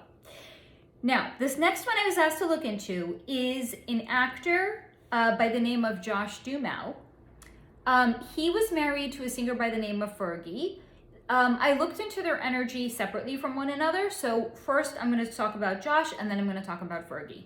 Now, Josh has an estimated net worth of $20 million, and I think he got his start on like a TV show. I forgot what it was called, like on like Las Vegas, Nevada. He played like the head of security for like some casino or something like that. Let's see what his energy wanted to share with me. Josh Duhamel says, never marry your crush because it ruins the illusion. And who was his crush? Fergie. He married her. They're divorced. So don't ever marry your crush because it ruins the illusion. He crushed on Fergie hard. Hard. He had spoken about wanting to meet her on the red carpet, but he was newer to the industry and he didn't know just how things worked and how they could work. So he was floored to find out that his people arranged a meeting with her people, and he was positively giddy prior to meeting her. Now, I had read he met her on the set of his TV show, but according to him, that's not actually how they met. His people contacted her people and put the two of them together. So he was positively floored and giddy prior to meeting her. Would she like him? He felt like an insecure kid all over again. But she was so fierce and amazing, and she just set him at ease. She was so funny and savvy. and she seemed to have no problem saying what she wanted and being who she wanted to be. And he really admired that about her. And she was so super hot too. Like seriously. When they finally fucked, it was everything he thought it would be and more. She was everything he thought she'd be. That was until they were strongly encouraged to get married. Because their fans wanted a happy ending, happy ever after for them. And that seemed a little weird. Like, why did he owe his fans anything? Little did he know that's the way it actually works. But somehow he did. And Fergie seemed a bit on edge too, but she wouldn't open up to him about why. Things were good, and he didn't necessarily want to change anything, or at least not yet. But there was so much mounting pressure, and he felt pushed into it. But he loved her. So he told himself it didn't matter if the timing wasn't right, because she was right. As in the right girl for him. But then it felt like things snowballed out of control, and one thing led to another. And suddenly he woke up years later and realized how deeply unhappy he was, and how deeply unhappy she seemed to be, and how deeply incompatible they were for each other.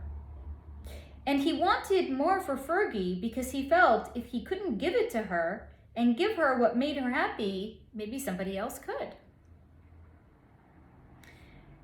He says they really weren't just another Hollywood couple that couldn't make it work.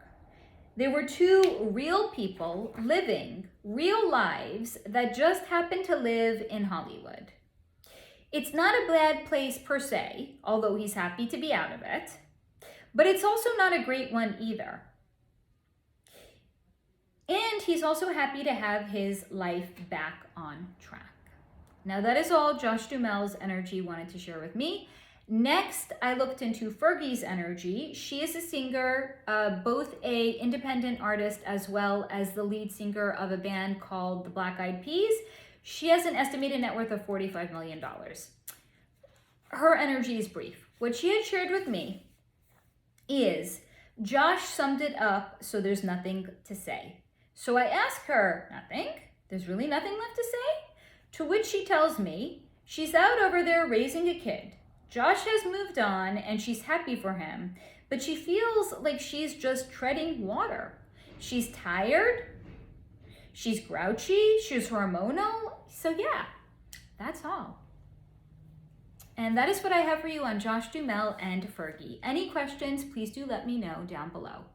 Now, the next person whose energy I was asked to look into is an American actress by the name of Annette Bening. She has an estimated net worth of $70 million, and she is married to an actor by the name of Warren Beatty. Now, I mentioned Warren Beatty because he's a big part of what she chose to talk to me about. So, Annette Bening is not happy to see me. Not all of them are. She grouches over aging so publicly, roles mostly drying up, and she is still not over the fact that she lost that Academy Award. What Academy Award is she referencing? The same year she was nominated for American Beauty was the year that, because Mia names, what's her name? I want to say, no, it can't be Chelsea. I'm making shit up. There was another actress, who had done, I remember the most obscure fucking facts, but I can't tell you her name. She won an Academy Award the same year Annette Bening was nominated. It was a movie that was directed by Clint Eastwood, and it was a role in which she had played a boxer. I think it was called American Baby or American Baby or something like that. She was an award-winning boxer in the movie. I mean, really, it was a gut-wrenching. If you've seen the movie, you know. It's not a feel-good movie, not by any means. So that was anyway the year that Annette Bening was nominated and this other actress whose name I can't remember had actually won the Academy Award. And Annette Bening is sharing with me she's still not over it. It's like over a decade later, she's still not over it. And she laughs about that husband of hers. She thought he was such a prize. Imagine that. How she got him to settle down. But no, because I think Warren Beatty didn't get married. He was like a lifelong bachelor.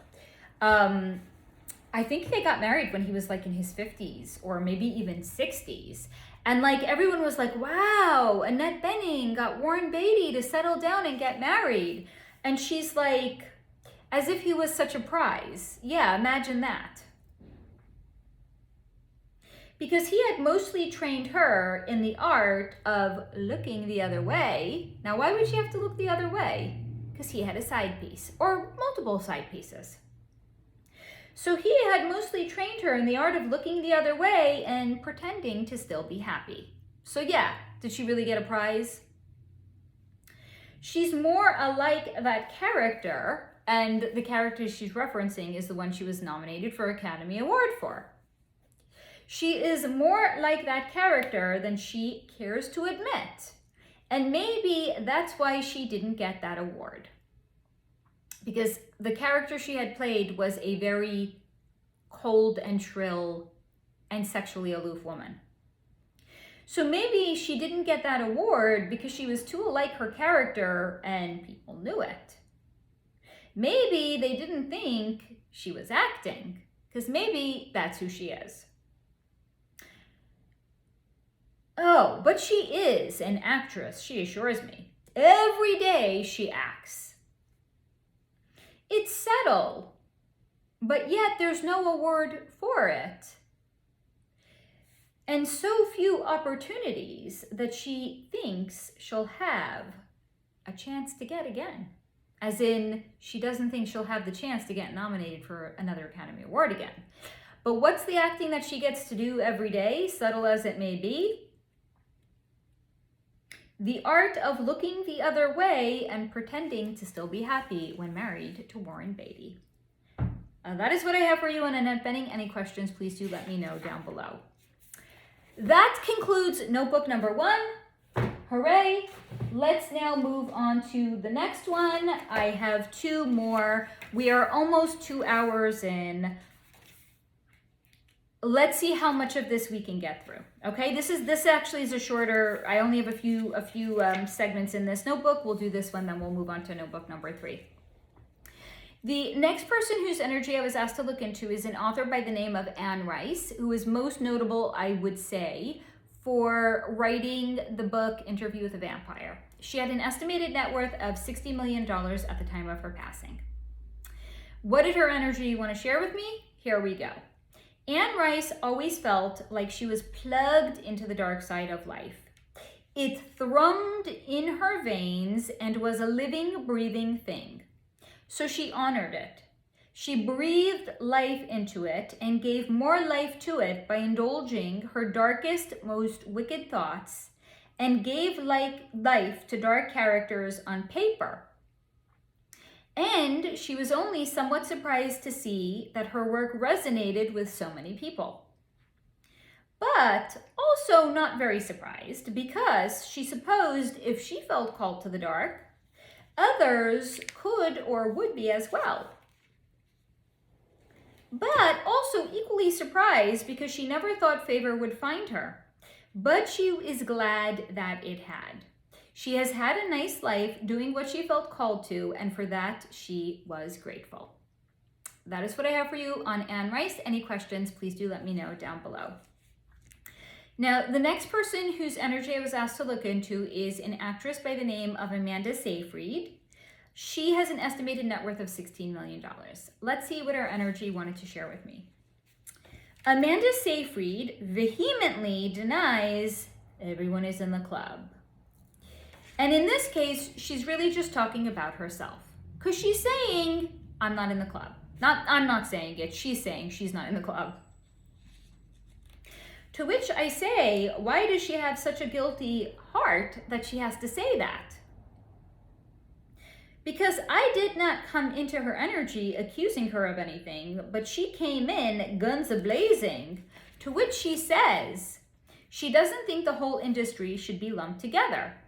So I tell her I already know about the outliers, and she said good, because she is one. She seems rather protective of the industry, and I ask her why, and she says there are good people in it and not everyone is bad. Not everyone has sold out, and she thinks we should know that. She has met good people. She has worked with them too. Of course, she has also worked with all kinds of people, but that's just the nature of it. She does know about the dark side of things and has chosen to keep her career more moderate and to not achieve the higher levels of success because she does not want to be asked to do more. And she is glad she made that choice. She is not sure she would do anything differently if she had the choice to do it all again. That's all she wanted to say about that. So that is what I have for you on Amanda Seyfried. Any questions, please do let me know down below. Now, this next one I actually found to be incredibly interesting. He had shared with me things that I had never heard before about the fashion industry. So I was asked to look into the American fashion designer by the name of Ralph Lauren. He has an estimated net worth of $10.7 billion with a B dollars. Let's see why that might be the case and what his energy wanted to share with me. Ralph Lauren says the fashion industry and modeling industry is not what we think it is. So I ask him what it in fact is, and he waves his hand away, like waving off a pesky bug. Not that I'm the bug, but like the question is just pesky. He says it's not me he's waving off, but what the industry has become and all he has learned along the way.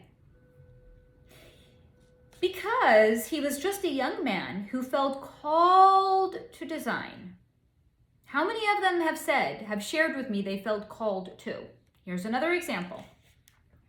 He felt called to design and to create, and we would not believe how even that could be corrupted, as in feeling the need to create something and how that could be corrupted. To which I say, I might have some idea, being that I've come to see how creating is in fact what we all came here to do. And being that we currently live in a world that is a reflection of the cabal, and how that would be used against us. To which he responded and said he feels bad because even for him, and being folded into the foundation of American fashion designers, and he feels bad for what he's done. And how demonic intentions can be infused into the clothes that are being created. Now, this is the first I had ever heard about that. I was like, really? So yes, demonic intentions can be infused into the clothing. That's separate from the price gouging, even to the designers. And he had shared with me there is a standard of pricing that so-called exclusive designers are required to follow.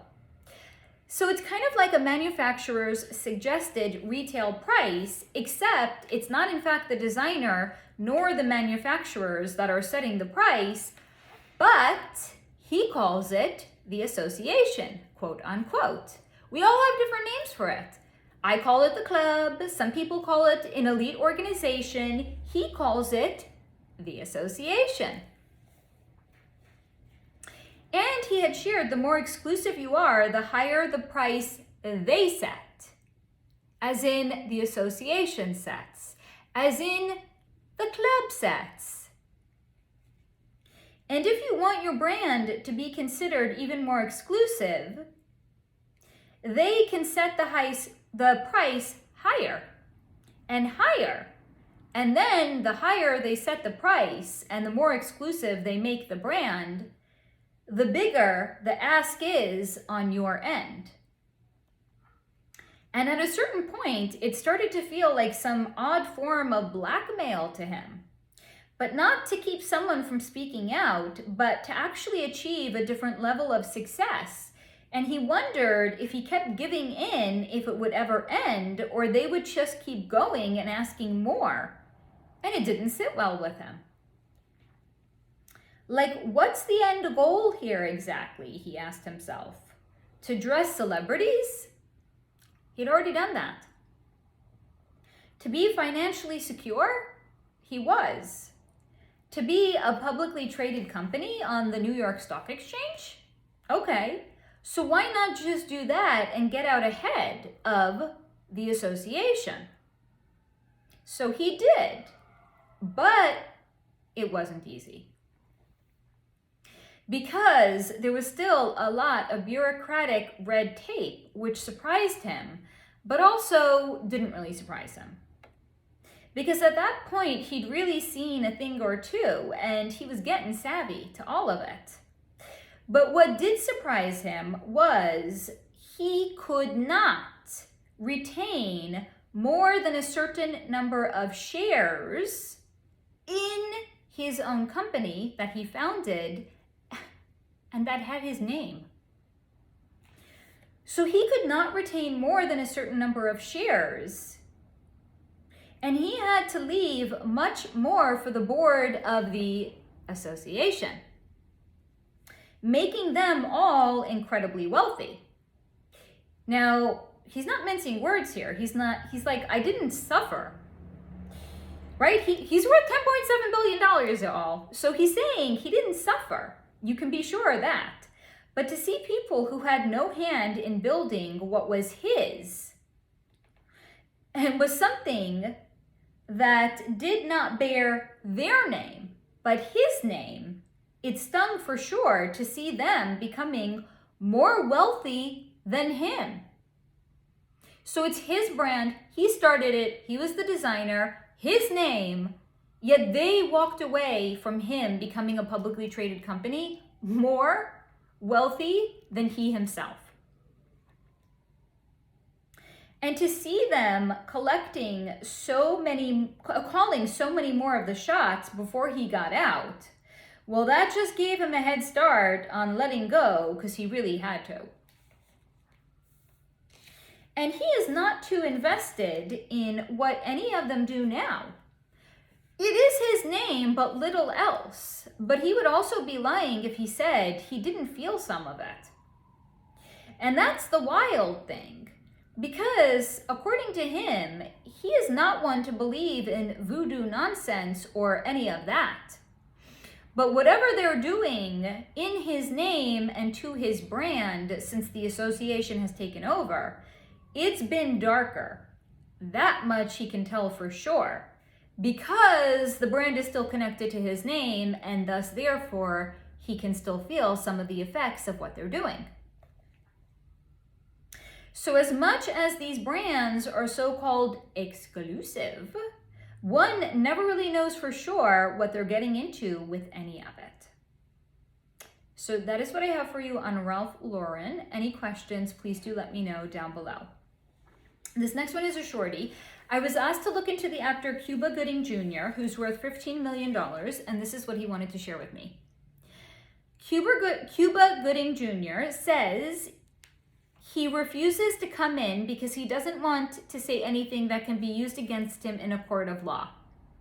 I was like, okay, that's a weird thing to say. So he laughed, then he stopped, and he said, no, but really. He doesn't want to say anything that could be used against him in a court of law. So let's just say, according to him, his shit doesn't smell so clean like all the other celebrities want us to believe about them. That is all he shared with me. Any questions, please do let me know down below. Now, this next one I was asked to look into is a singer by the name of Demi Lovato, who has an estimated net worth of $40 million. Let's see what our energy wanted to share with me. Demi Lovato looks at the versions of herself she used to be and snorts. And then she puts in quotations. They, them, whoever, whatever. It was all a bunch of shit.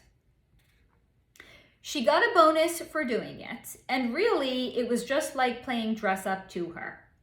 It didn't involve any actual changes to herself other than calling herself something different and temporarily altering her appearance. So she's saying it's fucking bullshit. She never identified as a they, them. It wasn't bad, and in some ways it was fun, and that's the key to success, according to her. Have fun. So she is tired of all the whiny bitches always complaining about how hard it is to be famous. Like, bitch, please. That is what I have for you on Demi Lovato. Any questions, please do let me know down below. The next person whose energy I was asked to look into is an actor by the name of Josh Brolin. He is son of some other Brolin. And he has an estimated net worth of $45 million.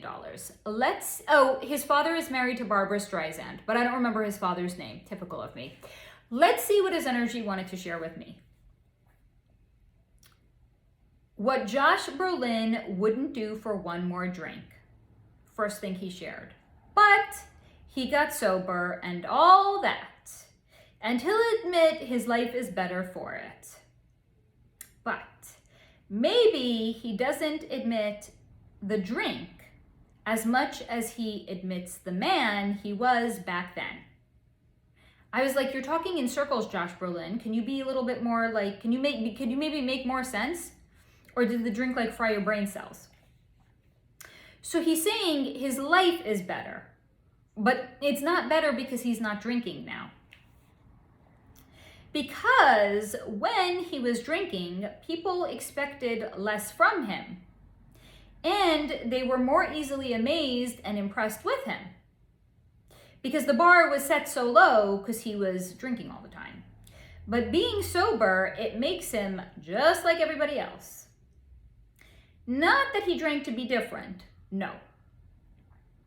He drank not to feel, not to think, not to hurt. Not to be hurt.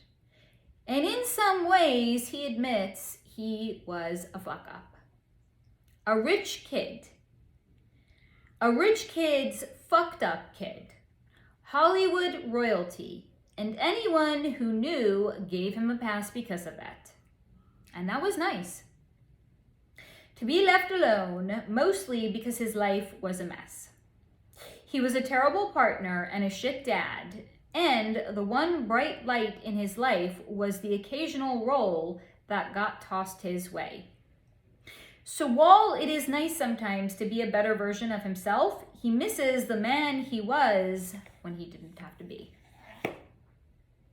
That is what I have for you on Josh Brolin. Any questions, please do let me know down below. Now, the next topic the next person, we're moving on to a new notebook.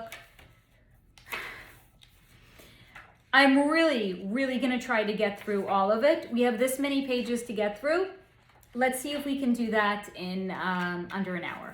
So the next topic I was asked to look into is an actress by the name of Brie Larson, who has an estimated net worth of $25 million. She was in a movie, the only role I know her from anyway.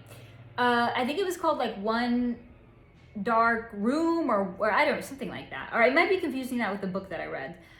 But it was basically a movie where she had been like kidnapped and she had a kid with her kidnapper. It was a very dark movie. It was not like a feel-good movie by any stretch of the imagination. And I think she's been in like some Marvel movies since then because she kind of alluded to that fact. Let's see what her energy wanted to share with me. So Brie Larson huffs out a breath when she sees me. Kind of like, huh. Kind of like the sound the truck outside my window just made. Thank you, universe. She tells me it's a real honor and privilege that her energy has agreed to come in and speak with me. Let it be known it was an honor and a privilege, says Brie Larson. So I just smile and I nod politely. She tells me she's a trailblazer. And not everyone is okay with that. They, according to Bree, don't like it when the women are instigators for change. So I ask her how exactly she has been an instigator for change as an actress. Like, did she find a cure for cancer? She's a fucking actress. So how's she an instigator for change, pray tell? So her eyes narrow at me. And she tries to figure out if I'm a friend or a foe, and if she wants to continue talking to me, because why am I suddenly challenging her? But ultimately, her sense of self-importance wins out, and she continues to share. And she tells me, men are out, and we as women are now in the era of strong women. We have arrived, says Brie Larson, and she is at the head of it. And isn't it wonderful? Self-importance, y'all. Not my self-importance, her sense of self-importance. So I tell her, I don't have a problem with the patriarchy. And maybe she does because she's living out of alignment. So now she sneers at me and she tells me I was lucky. She agreed to come in and speak with me, but I better shut my trap or else. Isn't she lovely? To which I say, else. And she slams her energy shut in my face. False idols, y'all. False idols. That is what I have for you on Brie Larson. Any questions, please do let me know down below. The next person whose energy I was asked to look into is a natural healer and herbalist by the name of Dr. Sebi. He is no longer on this side. He has crossed over. His son has taken over his healing practice. Very short segment. This is what he chose to share with me. Dr. Sebi tells me he was really onto something, and he looks forward to the truth coming out, to which I tell him, me too. That is what I have for you on Dr. Sebi. Any questions, please do let me know down below. The next person whose energy I was asked to look into is Russell Simmons, who is an American entrepreneur and a record executive who has a staggering net worth of $400 million. Let's see what Russell's energy wanted to share with me. Russell Simmons tells me joining the club can really buy one nice things. But have I seen his meditation room? He winks at me and tells me they're not all shallow, only most of them. So I ask him if he's so enlightened that he has a meditation practice and he has his very own meditation room, if it was worth it. As in, was it worth it to join the club? Because again, $400 million. To which he tells me, hell yeah. He can have a nice life, live in peace, and all it costs him now is an annual trip to repledge himself and very sizable donations to the club. Because that's all they care about. The 3D materialism, your money. So when he said that it's an annual trip to repledge himself, I'm like, is this like an annual trip, like going to Mecca, like the Muslims do? Because they go once a year. And he tells me, where do I think the Muslims got it from? So I ask if this is one of the secrets of the universe he was shown when he joined the club. Because others who have joined the club, when I've connected to their energy and I ask them certain things, they'll share things with me, like mind-blowing things. Like Sam Smith had shared with me, like he knows how to break the matrix. he didn't share it with me, but it was something that was shared with him when he had joined the club. So I was like, okay, Russell Simmons, is this tidbit he had just shared with me that the Muslims make an annual trip to Mecca and they got that from the club? Like, is that one of the secrets that he had learned when he joined the club? He tells me, nah, it just came from being in the club and from meditating, because he reminds me he has a meditation room. He's far superior. I have to sit on my 7-year-old IKEA sofa to meditate. But he has a whole meditation room. And no, he said, not all his guides are dark forces since he's in the club. But he did share with me it takes some believing and some balancing, but he can find himself through the noise and he can write himself out. And he had shared with me that under different circumstances, he might have liked talking to me some more, but since I am part of the so-called resistance, V is for vendetta, since I'm part of the so-called resistance, he can't. So bye. That is what I have for you on Russell Simmons. Any questions, please do let me know down below.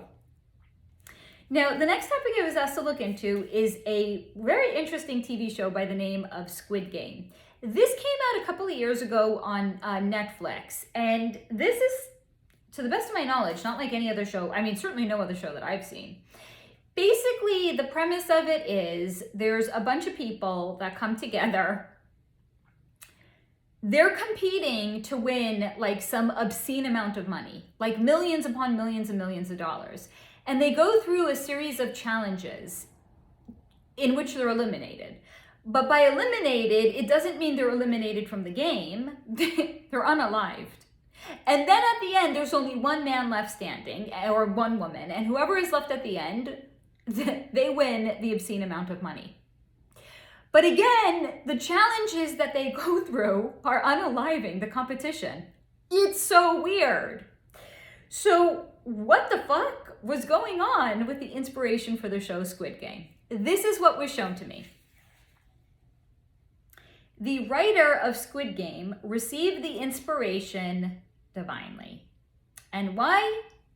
It was a download through his crown chakra, which was blown wide the fuck open. And once he had received it, it seemed to make so much sense to him, and he couldn't believe how he hadn't seen it before. But it's not where he was looking at it through the lens of him understanding, oh, there's a club. And oh, we're all just kind of, stumbling around trying to make a buck at the end of the day, but we can't because we're being unalived through all of these other various means that the club is perpetrating against us.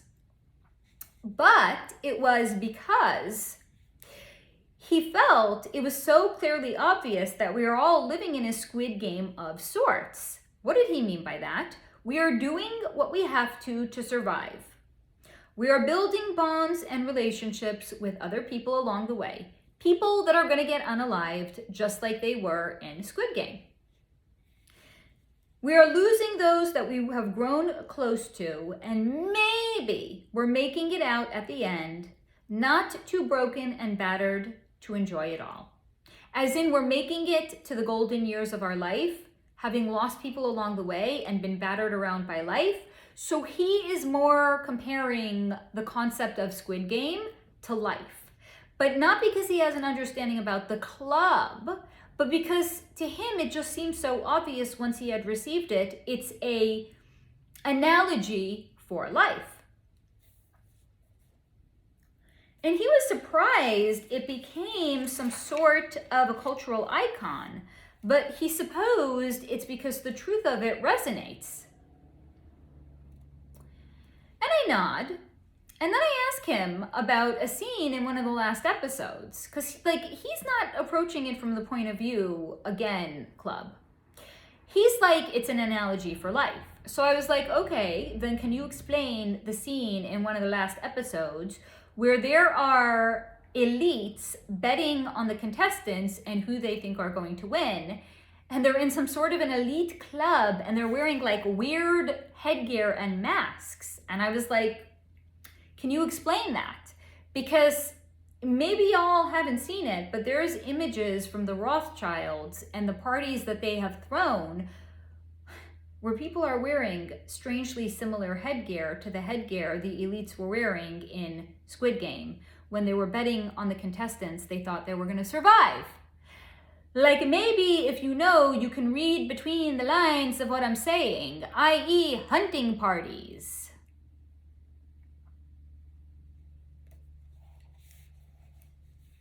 And he said he didn't know why, but he felt called to put it in. Again, download. He felt called to put it in, and he reminds me he felt called to all of it, as in writing the series as a whole.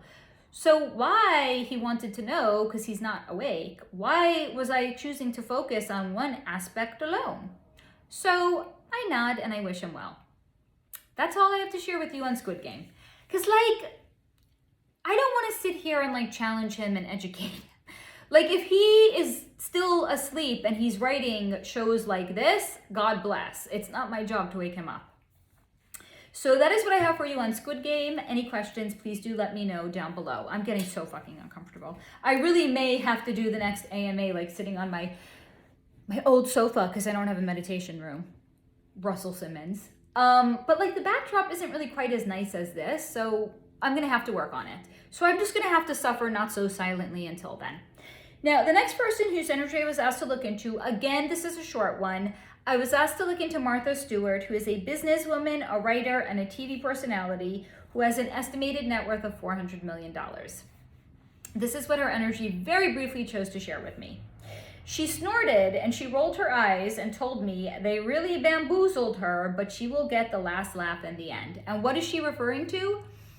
She had gone to prison for insider trading, which is frankly laughable if you think about it, because here in the United States, our senators and our congressmen, they're all guilty. I mean, maybe not all of them, but certainly a large majority of them are guilty of insider trading. But they don't go to prison for it because rules for thee, but not for me. But Martha Stewart is confident she'll get the last laugh in the end. That is what I have for you on Martha Stewart. Any questions, please do let me know down below. Now, the next one I was asked to look into is an American fashion designer by the name of Kate Spade. She had crossed over in 2018. They said she had hung herself. So the narrative is she had unalived herself by hanging. But if you know, you know. What they actually will do when they want to shut you up is they'll actually hang you to send a message to keep your mouth shut, because this is what happens to snitches. So why was she unalived through this methodology? Was she going to snitch? Let's find out.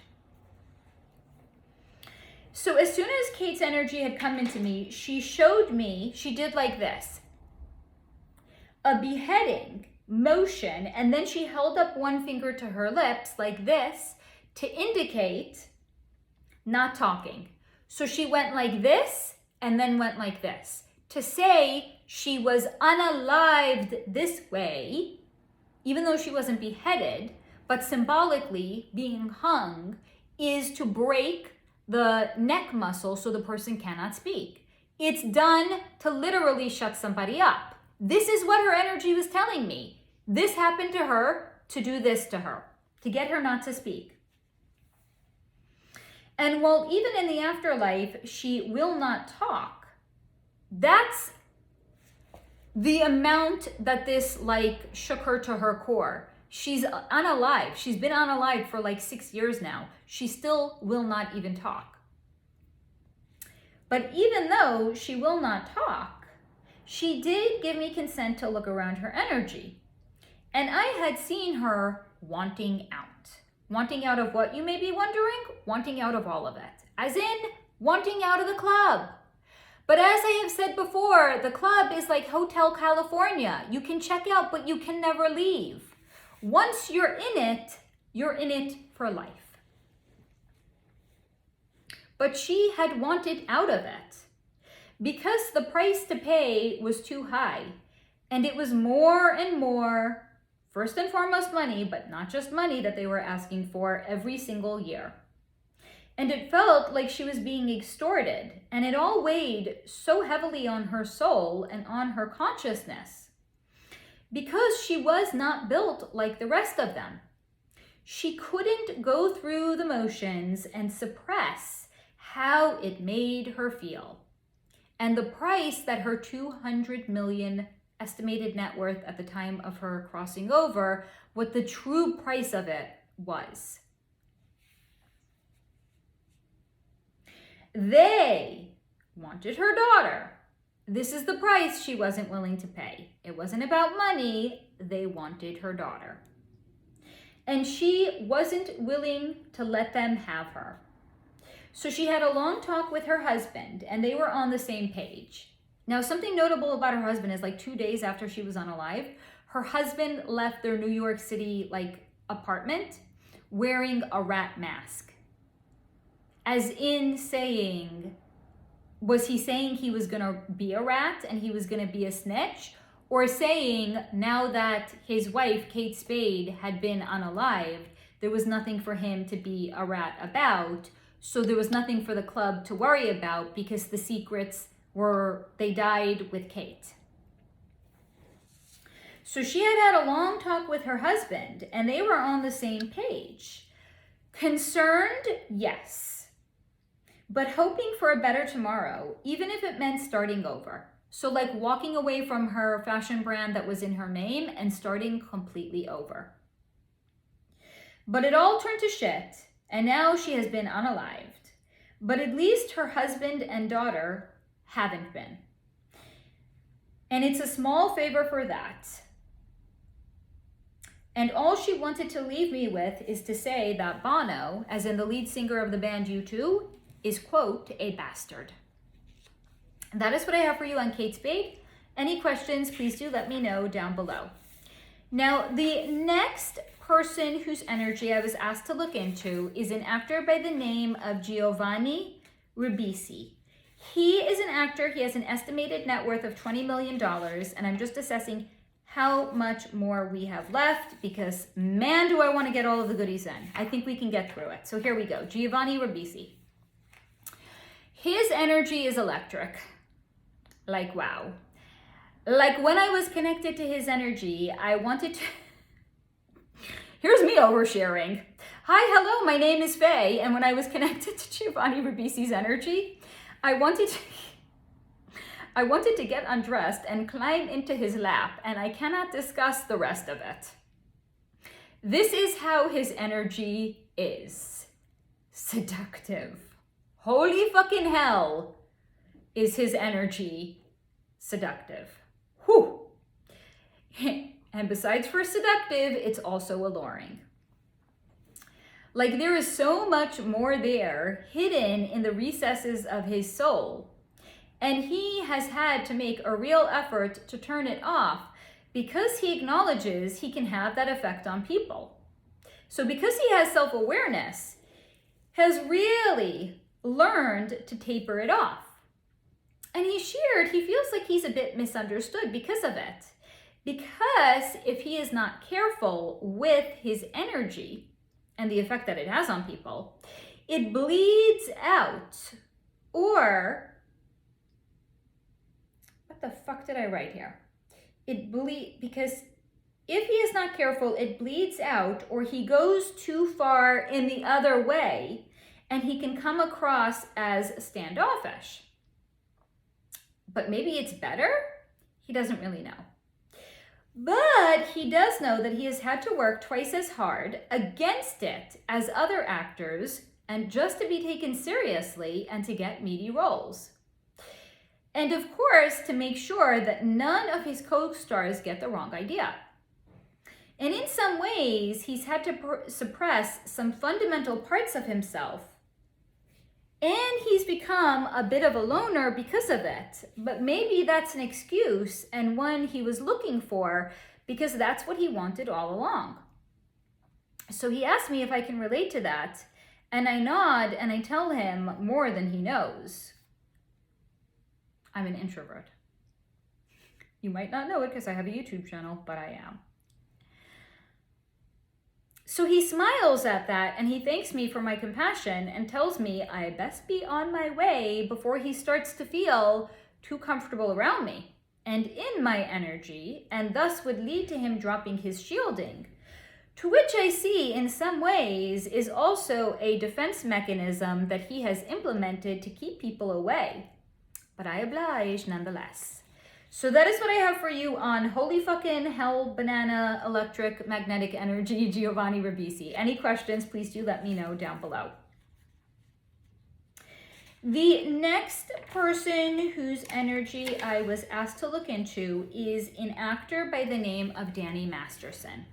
Now, Danny Masterson is a convicted sex offender who has received 30 years to life in prison for non-consensual sex with multiple women. Let's see what his energy wanted to share with me. Danny Masterson just doesn't want to go there. So much of what he had done and how he had lived was an effort to feel some sense of control, some sense of agency over himself. So he claims it wasn't about the power and control of having non-consensual sex with women, as much as it was turning off the anxiety he felt and calming down his heart rate and feeling present within himself. To which I roll my eyes. I do not suffer fools lightly, apparently, anymore. I am apparently a snarky bitch when being told somebody has committed non-consensual sex so they can feel present within themselves, and that it's not, in fact, about power and control. But he believes it. He really believes the reason he did it was so that he can, and I'm laughing because, like, if you stop and break it down, it's like, that actually doesn't make any fucking sense. That's how I felt. But he believes it. He has sold himself some sort of alternate reality where he just needed to feel friction. As in friction of his penis in another woman's body through non-consensual means. But this is some sort of alternate reality where he just needed to feel friction to feel present, and it was not in his alternate reality about power and control. So I ask him what he's not telling me, because I call bullshit. And he says he can't tell me because then he'll have to confront what he doesn't want to confront. So I tell him, let's see if I can guess what it was. He was raised in a cult. He was, I can't put the words together, so I'm going to have to break them up in between. He was sexually, and then the next word, abused as a child when he was in the cult. And because of this, he grew up feeling out of control. So he took back that sense of control by instilling fear in the woman that he took from them something that was theirs to give and not for him to take. But since he wasn't given the choice about it, he took away their choice as well so he could feel powerful.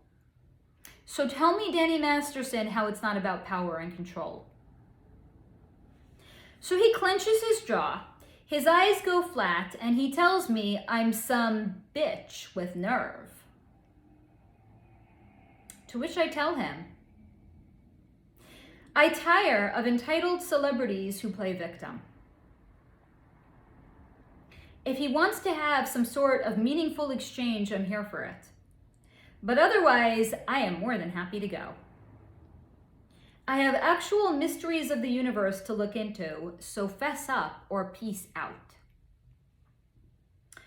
So he concludes by telling me he was touched that Ashton was there for him, because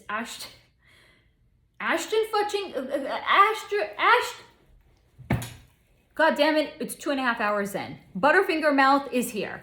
Ashton fucking Kutcher, or whatever the fuck his name is. I don't even write his last name down. And Mila Kunis, Ashton's wife, wrote a letter to a judge that had sentenced Danny Masterson after the fact of him being sentenced to 30 years to life, pleading for leniency for their friend because they knew what was in his heart.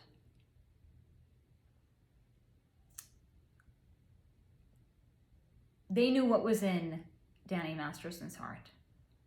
So even though he had already been convicted of non-consensual sex with multiple women, they pleaded leniency on his part. Birds of a feather flock together. Tells you everything you need to know. So he was touched that Ashton was there for him, but knew he would be, but he was still touched nonetheless that according to Danny Masterson, Ashton had chosen to do the right thing. I'm sure his victims would say otherwise. That is what I have for you on Danny Masterson. Any questions, please do let me know down below. This next one is a wild one. I was asked to look into the actress of Mia Farrow. Now, Mia Farrow, in case you don't know, is well known for playing the lead role in the movie Rosemary's Baby. Now, Rosemary's Baby, in case you're not entirely familiar about it, the role that she had played is a woman that was pregnant, and I don't even think I've seen the entire movie, to be honest, but I kind of know the premise of it. I think she was like bringing a baby of Satan's into the world. That's notable, one could say. What else is notable about her? She was in a relationship with Woody Allen from 1980 until 1992. Now, that within itself is not exemplary or noticeable, one could say. What is, however, is that Mia Farrow adopted 10 kids. And Woody Allen married one of Mia Farrow's adopted kids when he was already an adult. Let's see what Mia's energy had to share about that. Mia Farrow smirks and asks if we've figured out yet that Rosemary's Baby was not a work of fiction. She says she certainly has, but it was a process. A long process that included a lot of denial because her realization that Satan is in fact real, and so are demons, devils, and unholy spirits, were so closely tied to a certain relationship she was in with Woody Allen. So she was invested in denying the truth. She was so young, she shared, and innocent and naive when she filmed the movie, and afterwards she wanted nothing more than to forget it. The heaviness, the darkness, and the wrongness of it all. I lost my place. And all she wanted to do was bring positivity back into the world, to give a safe place for little souls to call home, and maybe by doing so, her soul could be scrubbed clean from her association in that filth of a film. Tell us how you really feel, Mia. But sadly, that made her a perfect victim, she concluded, because she wanted to believe so deeply in the good of men that she missed seeing the biggest snake of all, and the one she had shared her bed and her soul with. She gives me a meaningful glance to make sure I know who she's referencing, which of course I do. But even though she won't say his name, I will. Woody Allen. And she says it's a special kind of evil to prey on children. To become close to a woman with children, just to groom them, and then to pluck your favorite as if it's the most fragrant flower in the garden. So alas, it seems, despite her repentance, The darkness has clung to her. And despite her best efforts to wish she, and despite her best efforts and her wishes, she was too fundamentally changed by the film to be anything but a conduit of evil around her. Or so she thinks. But she got away, and she's glad for Ronan, one of her sons. In case you don't know, Ronan Farrow is the reporter who broke the story on Harvey Weinstein and basically kicked off the entire Me Too movement. So she is glad for Ronan and his work, his contributions, and his finding and sharing the truth and the freedom that those young women that were affected by Harvey Weinstein will hopefully find. So that is what I have for you on Mia Farrow. Any questions, please do let me know down below. And I also have previously looked into Woody Allen for, he got his own mini energy read, also linked down below if you'd like to go back and watch it. Now, the next subject I was asked to look into is somebody by the name of Jerry Springer. He was an American broadcaster, and before that, he was a lawyer and a politician. He is also the former mayor of Cincinnati. However, he is perhaps most well known for being the host of the Jerry Springer TV show.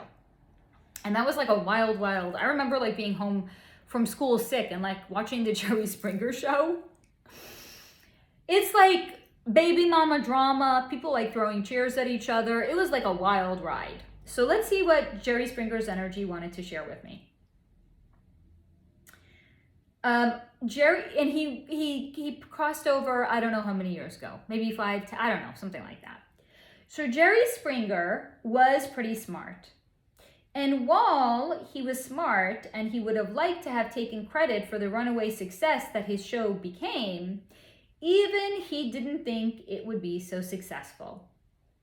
He wanted to take advantage of his ability to have a second career and a new lease on life. And he thought about what would be fun and what he might enjoy doing, and voila, the Jerry Springer Show was born.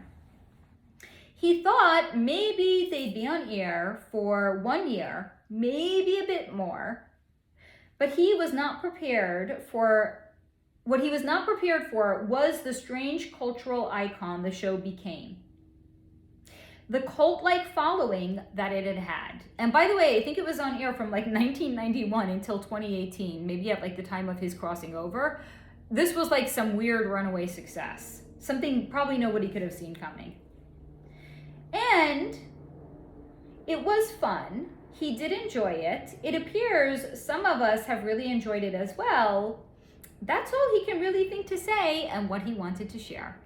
So that is what I have for you on Jerry Springer. Any questions, please do let me know down below. The next topic I was asked to look into is what makes New York City so energetically powerful.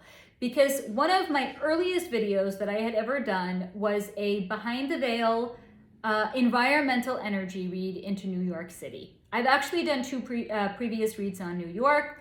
Those videos are also linked down below if you'd like to go back and watch them. And in the comment on that video, somebody had actually asked me what made New York City so energetically powerful. So here we go. It's the influence of the ley lines. What are ley lines?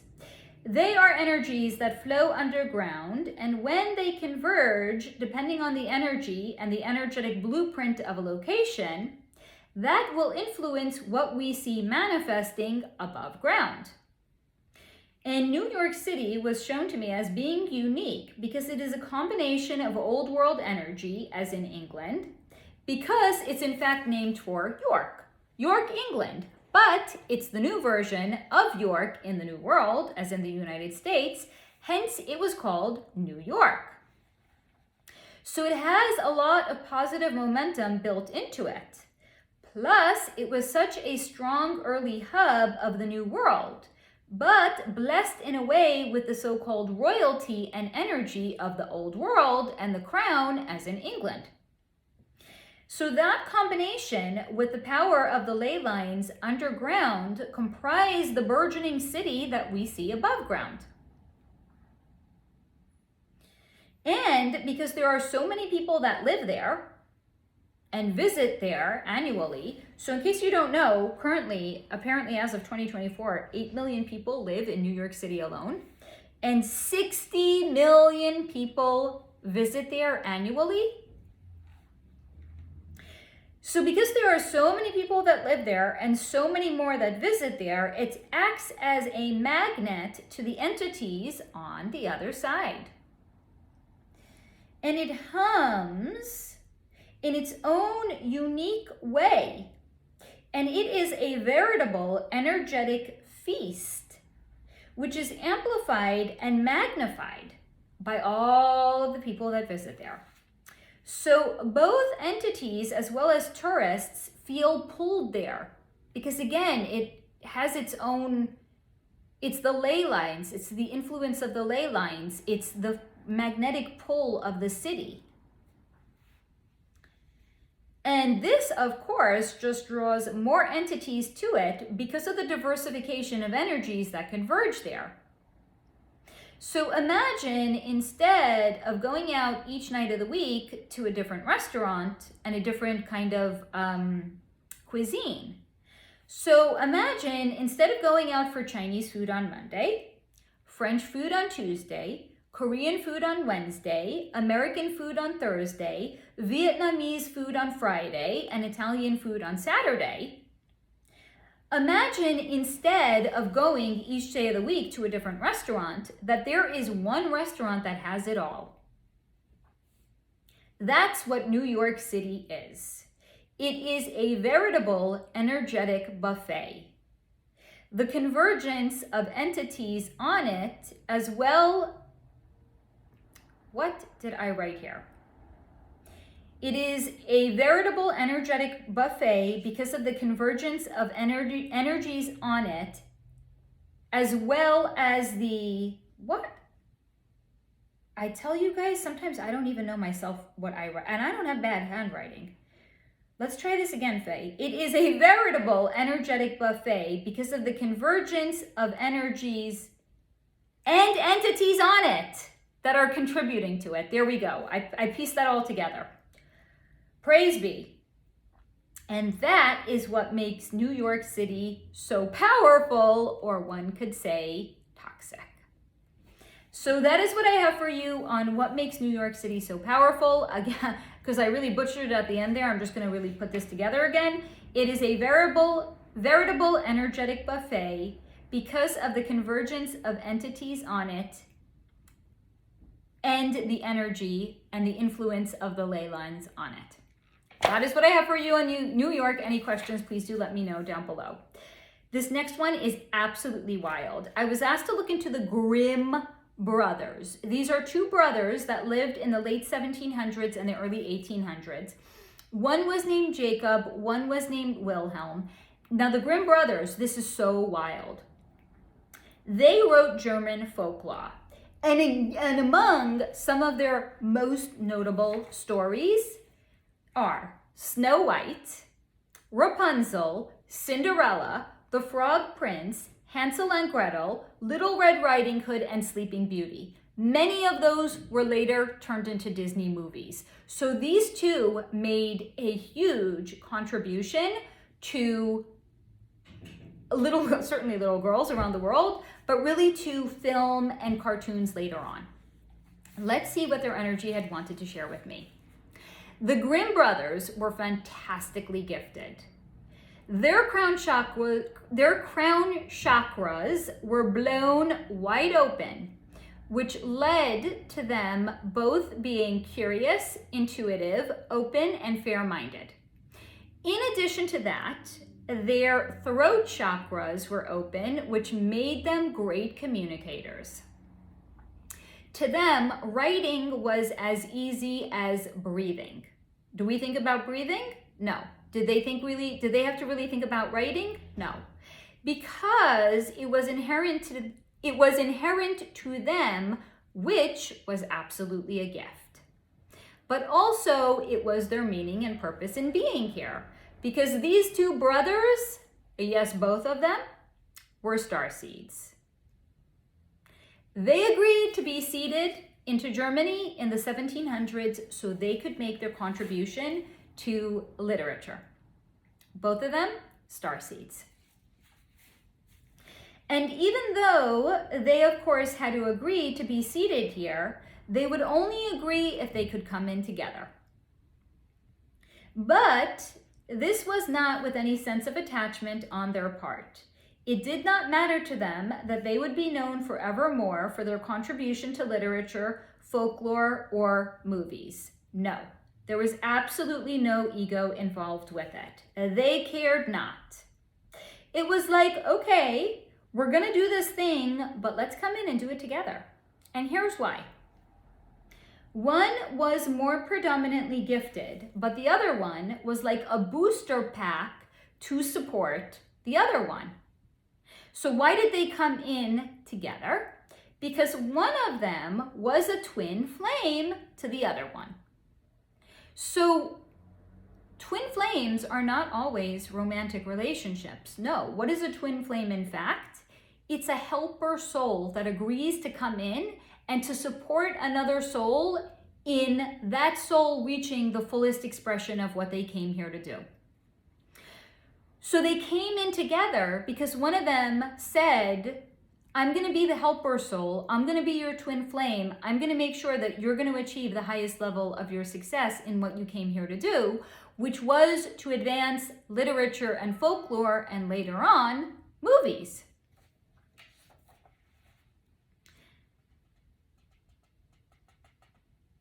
So these two are actually a fascinating example of many concepts that we have discussed on this channel.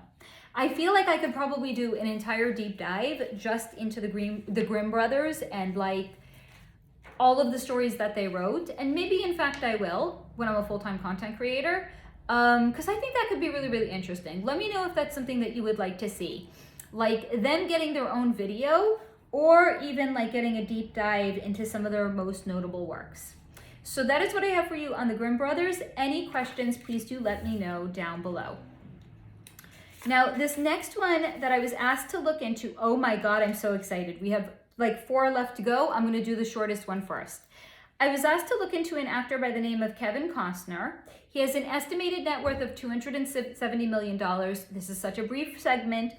All he had said is he thanks us for our interest in him, but he declined to say anything further. That is what I have for you on Kevin Costner. This next one I was asked to look into is Selena Gomez. Now Selena, she's 32 years old. She's worth a staggering $1.3 billion. And I was like, why? How? Because I remember Selena from, I don't know, 10, 15 years ago, she was a singer. I was like, how did she acquire this massive amount of net worth? So I had discovered she did start in music. She also had an acting career. However, most of her estimated net worth is from her beauty brand, which is named Rare Beauty. And she owns $1 billion of stock worth of her own company or something like that. So let's see what Selena's energy wanted to share with me. Selena Gomez hums in pleasure. She is proud of what she has done. She is proud of her work and that she managed to segue from music to being a mini mogul. True, she's not as big as Martha Stewart or Blake Lively or any of the other industrious women in the industry, but she's young. She has a good work ethic and a good head on her shoulders. Now this is her self-reporting, okay? She also shared with me she is determined not to be another washed up young star has-been. And it's exciting for her because she knows she's still finding herself and she already feels so accomplished. And she did it by herself. And then she corrected and she said, well, mostly by herself. But these were all her ideas and not something that she was pushed into. So go her. She actually is a good cheerleader for herself. And then she rolled her eyes and snorts at Justin because she was in I think for like 5 years on and off, she was in a relationship with Justin Bieber. So she rolls her eyes and snorts at the relationship she was in with Justin. And she told me it was puppy love. It was her first love, but she didn't realize how much of herself she was giving to sustain him without realizing it, and without realizing it wasn't healthy.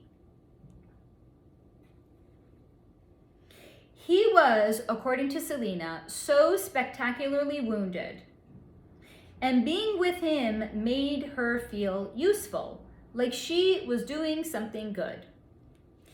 But at a certain point, she felt like she was a light bulb that was being dimmed because she was giving her light away to him.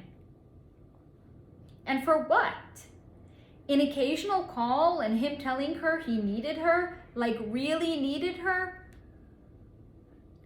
And she would drop everything to be there for him. But the relationship was so one-sided, and it took her years to figure it out. And she is much healthier and happier now, and she hopes he is too. And while she shared she does not know Hailey well, as in Hailey Bieber, his wife, she seems to have a good handle on the situation because she is strong where Justin is weak, and she wishes them well. So my interaction with Selena Gomez was a mostly pleasant interaction because she has a positive mindset and energy about her. That is what I have for you on Selena Gomez. Any questions, please do let me know down below. Thank you, universe. Now, the next topic I was asked to look into is on Pablo Escobar. Now, Pablo Escobar was a Colombian drug lord. I think he was unalived in the 90s, I want to say. And at the time of his unaliving, he was worth an estimated $30 billion in 1993. I don't know what that is with inflation, because I have an inflation calendar on my phone that I actually, not a calendar, I have an inflation estimator that I use on my phone, and it actually couldn't calculate $30 billion in 1994. So I don't know what that would be considered by today's standards. Maybe $500 billion? I don't know. I mean, this is again 30 years ago. So 30 years ago, he was worth a fuck ton of money. Let's see what Pablo's energy wanted to share with me. Pablo Escobar was seduced by money. No fucking shit, Sherlock. $30 billion. But that's not where the story ends. That's not even close to where the story ends. Only he didn't know it, because to him, it was what made the world go round.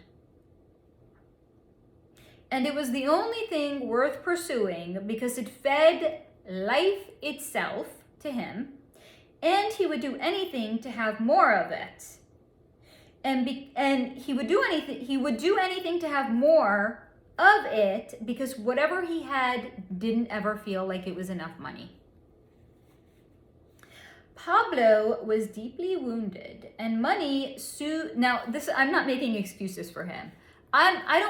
First of all, go back and watch the segment I did on Danny Masterson. I'm not coddling anybody. I will call people out on their motherfucking bullshit and be like, no, that doesn't fly. That doesn't pass the stink test. No, Danny Masterson, no. So me saying that Pablo Escobar was a wounded soul, I'm not giving him a free pass. I'm just sharing why. Money was the only element that was important and mattered to him. And it was because he was a deeply wounded soul. And money was the only thing that soothed his deeply wounded soul. Because the more money he had, he could be so busy making money and spending money and enjoying his money that he never had to face the feelings that he had where he felt less than or inadequate.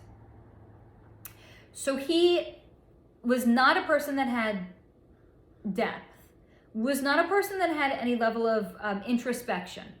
It was just like, I have a hole inside of me, and instead of stopping to see what the hole is and what caused it and what I can do to get onto the other side of it, i.e. shadow work, it was just like money, money, money, money, money, money.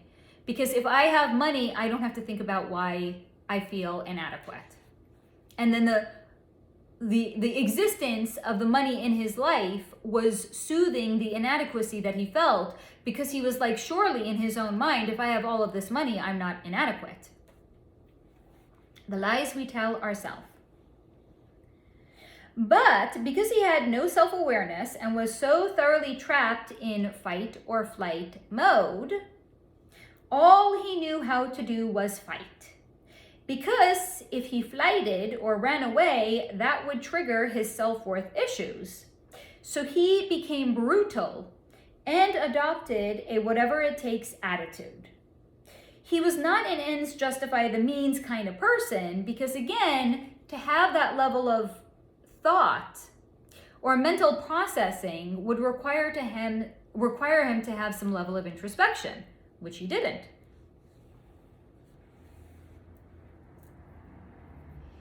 I lost my place. So that would require some self-knowledge, which he had none of. So that's why he adopted a whatever it takes kind of mentality. And if it meant unaliving people, so be it. Bribery, whatever. To him it was equal. Bribing officials, unaliving people, it was the same exact thing to him. And because he had gained a reputation of being brutal, brutal people flocked to him wanting to work for him. Thus, this further expanded his brutality. So if there's any doubt about like attracting like, a brutal drug lord by the name of Pablo Escobar attracted brutal employees like flies to shit. And it was a beautiful but terribly destructive symphony. Pablo also didn't really see people, as they were more assets to him. Either they were the customers that made him wealthy, or they were the people that did his bidding, or those that stood in his way and had to be neutralized. But neutralized meant unalived. Whatever it takes to him to be successful and run away from his self-worth issues. And even now that he is on the other side, his soul is still conflicted. And his soul has refused to spend time with God or receive God's healing energy. He has retained so much attachment to his pursuit of 3D materialism, and he is completely bewildered how it doesn't work that way on the other side. Like, no one cares how much money you had. Nobody cares what your name is on the other side. And he's like, I don't understand. Where the fuck am I that it doesn't work that way? This was so deeply ingrained in him. He is, however, 30 years later, softening though.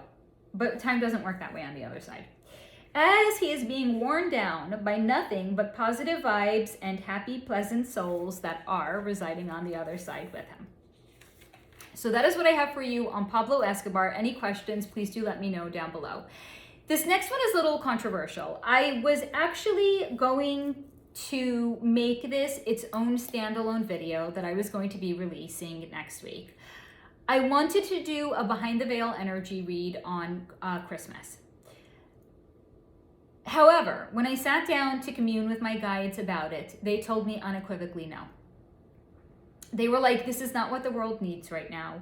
We do not need division or anything that could take away from people's positivity or positive associations.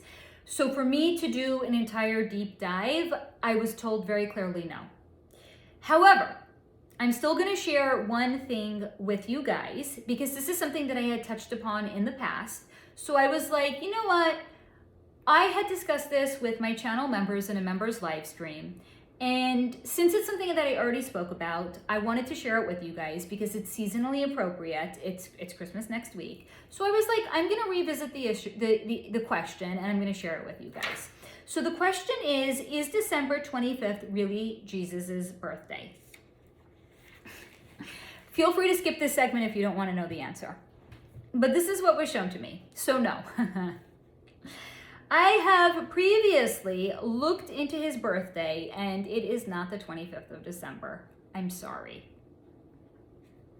Now, I cannot with certainty say what the exact day is, but ain't no way that Jesus was a Capricorn. And I will tell you why in a moment. Even if he was a Capricorn sun and he had a shit ton of like Virgo in his chart, no. Because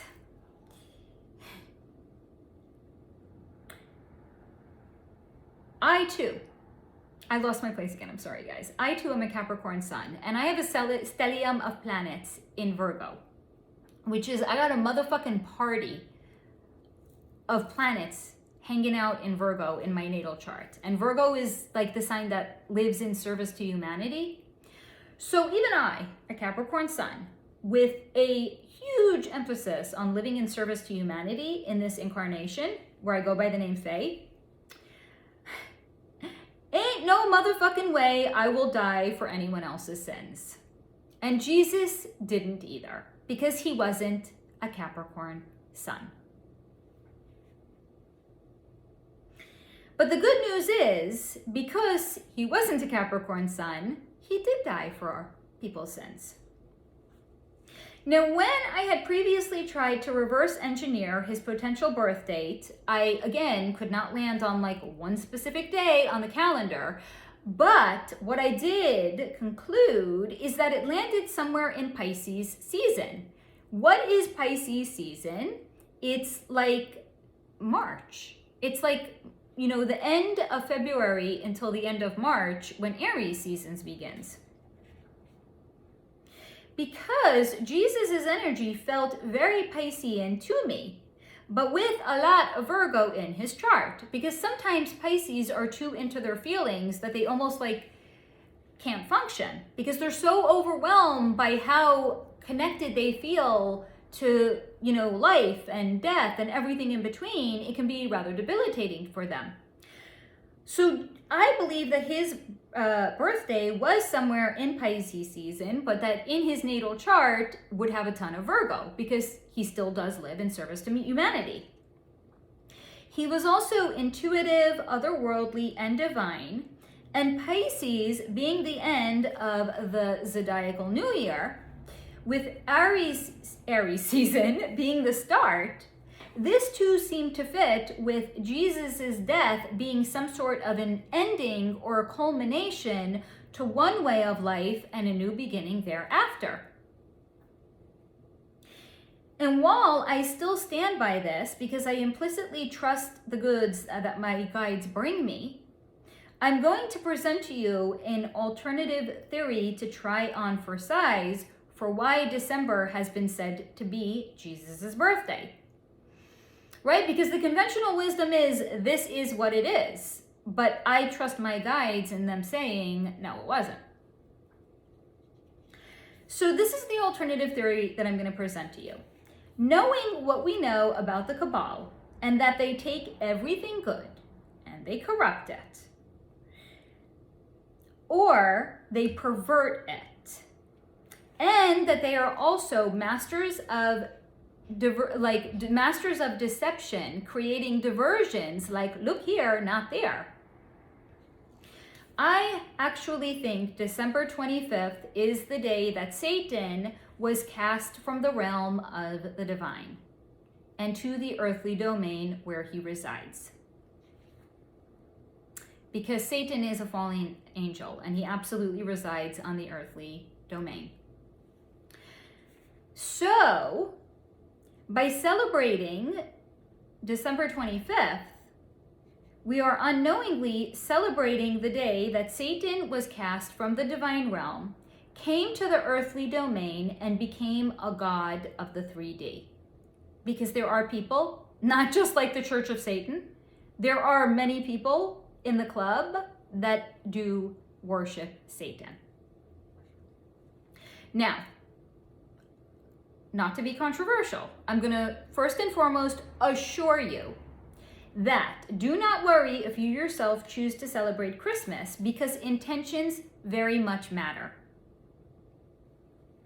And if you claim this day as one of joy, love, and happiness that is spent with your family, then you yourself have assigned and creative positive vibes and positive meaning around this day. So even if the intentionality of it was to pervert what we think is a high vibe day, it was assigned by the Cabal a low vibe meaning.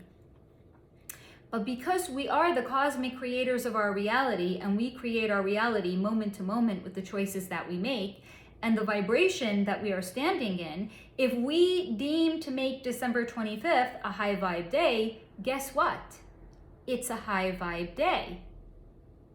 And you have taken the power back from the Cabal. So go you.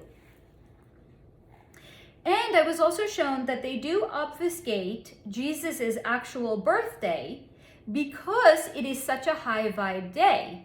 And that if people in fact knew what the day was and they celebrated it, it could shift the current timelines to the extent that it could crack the matrix.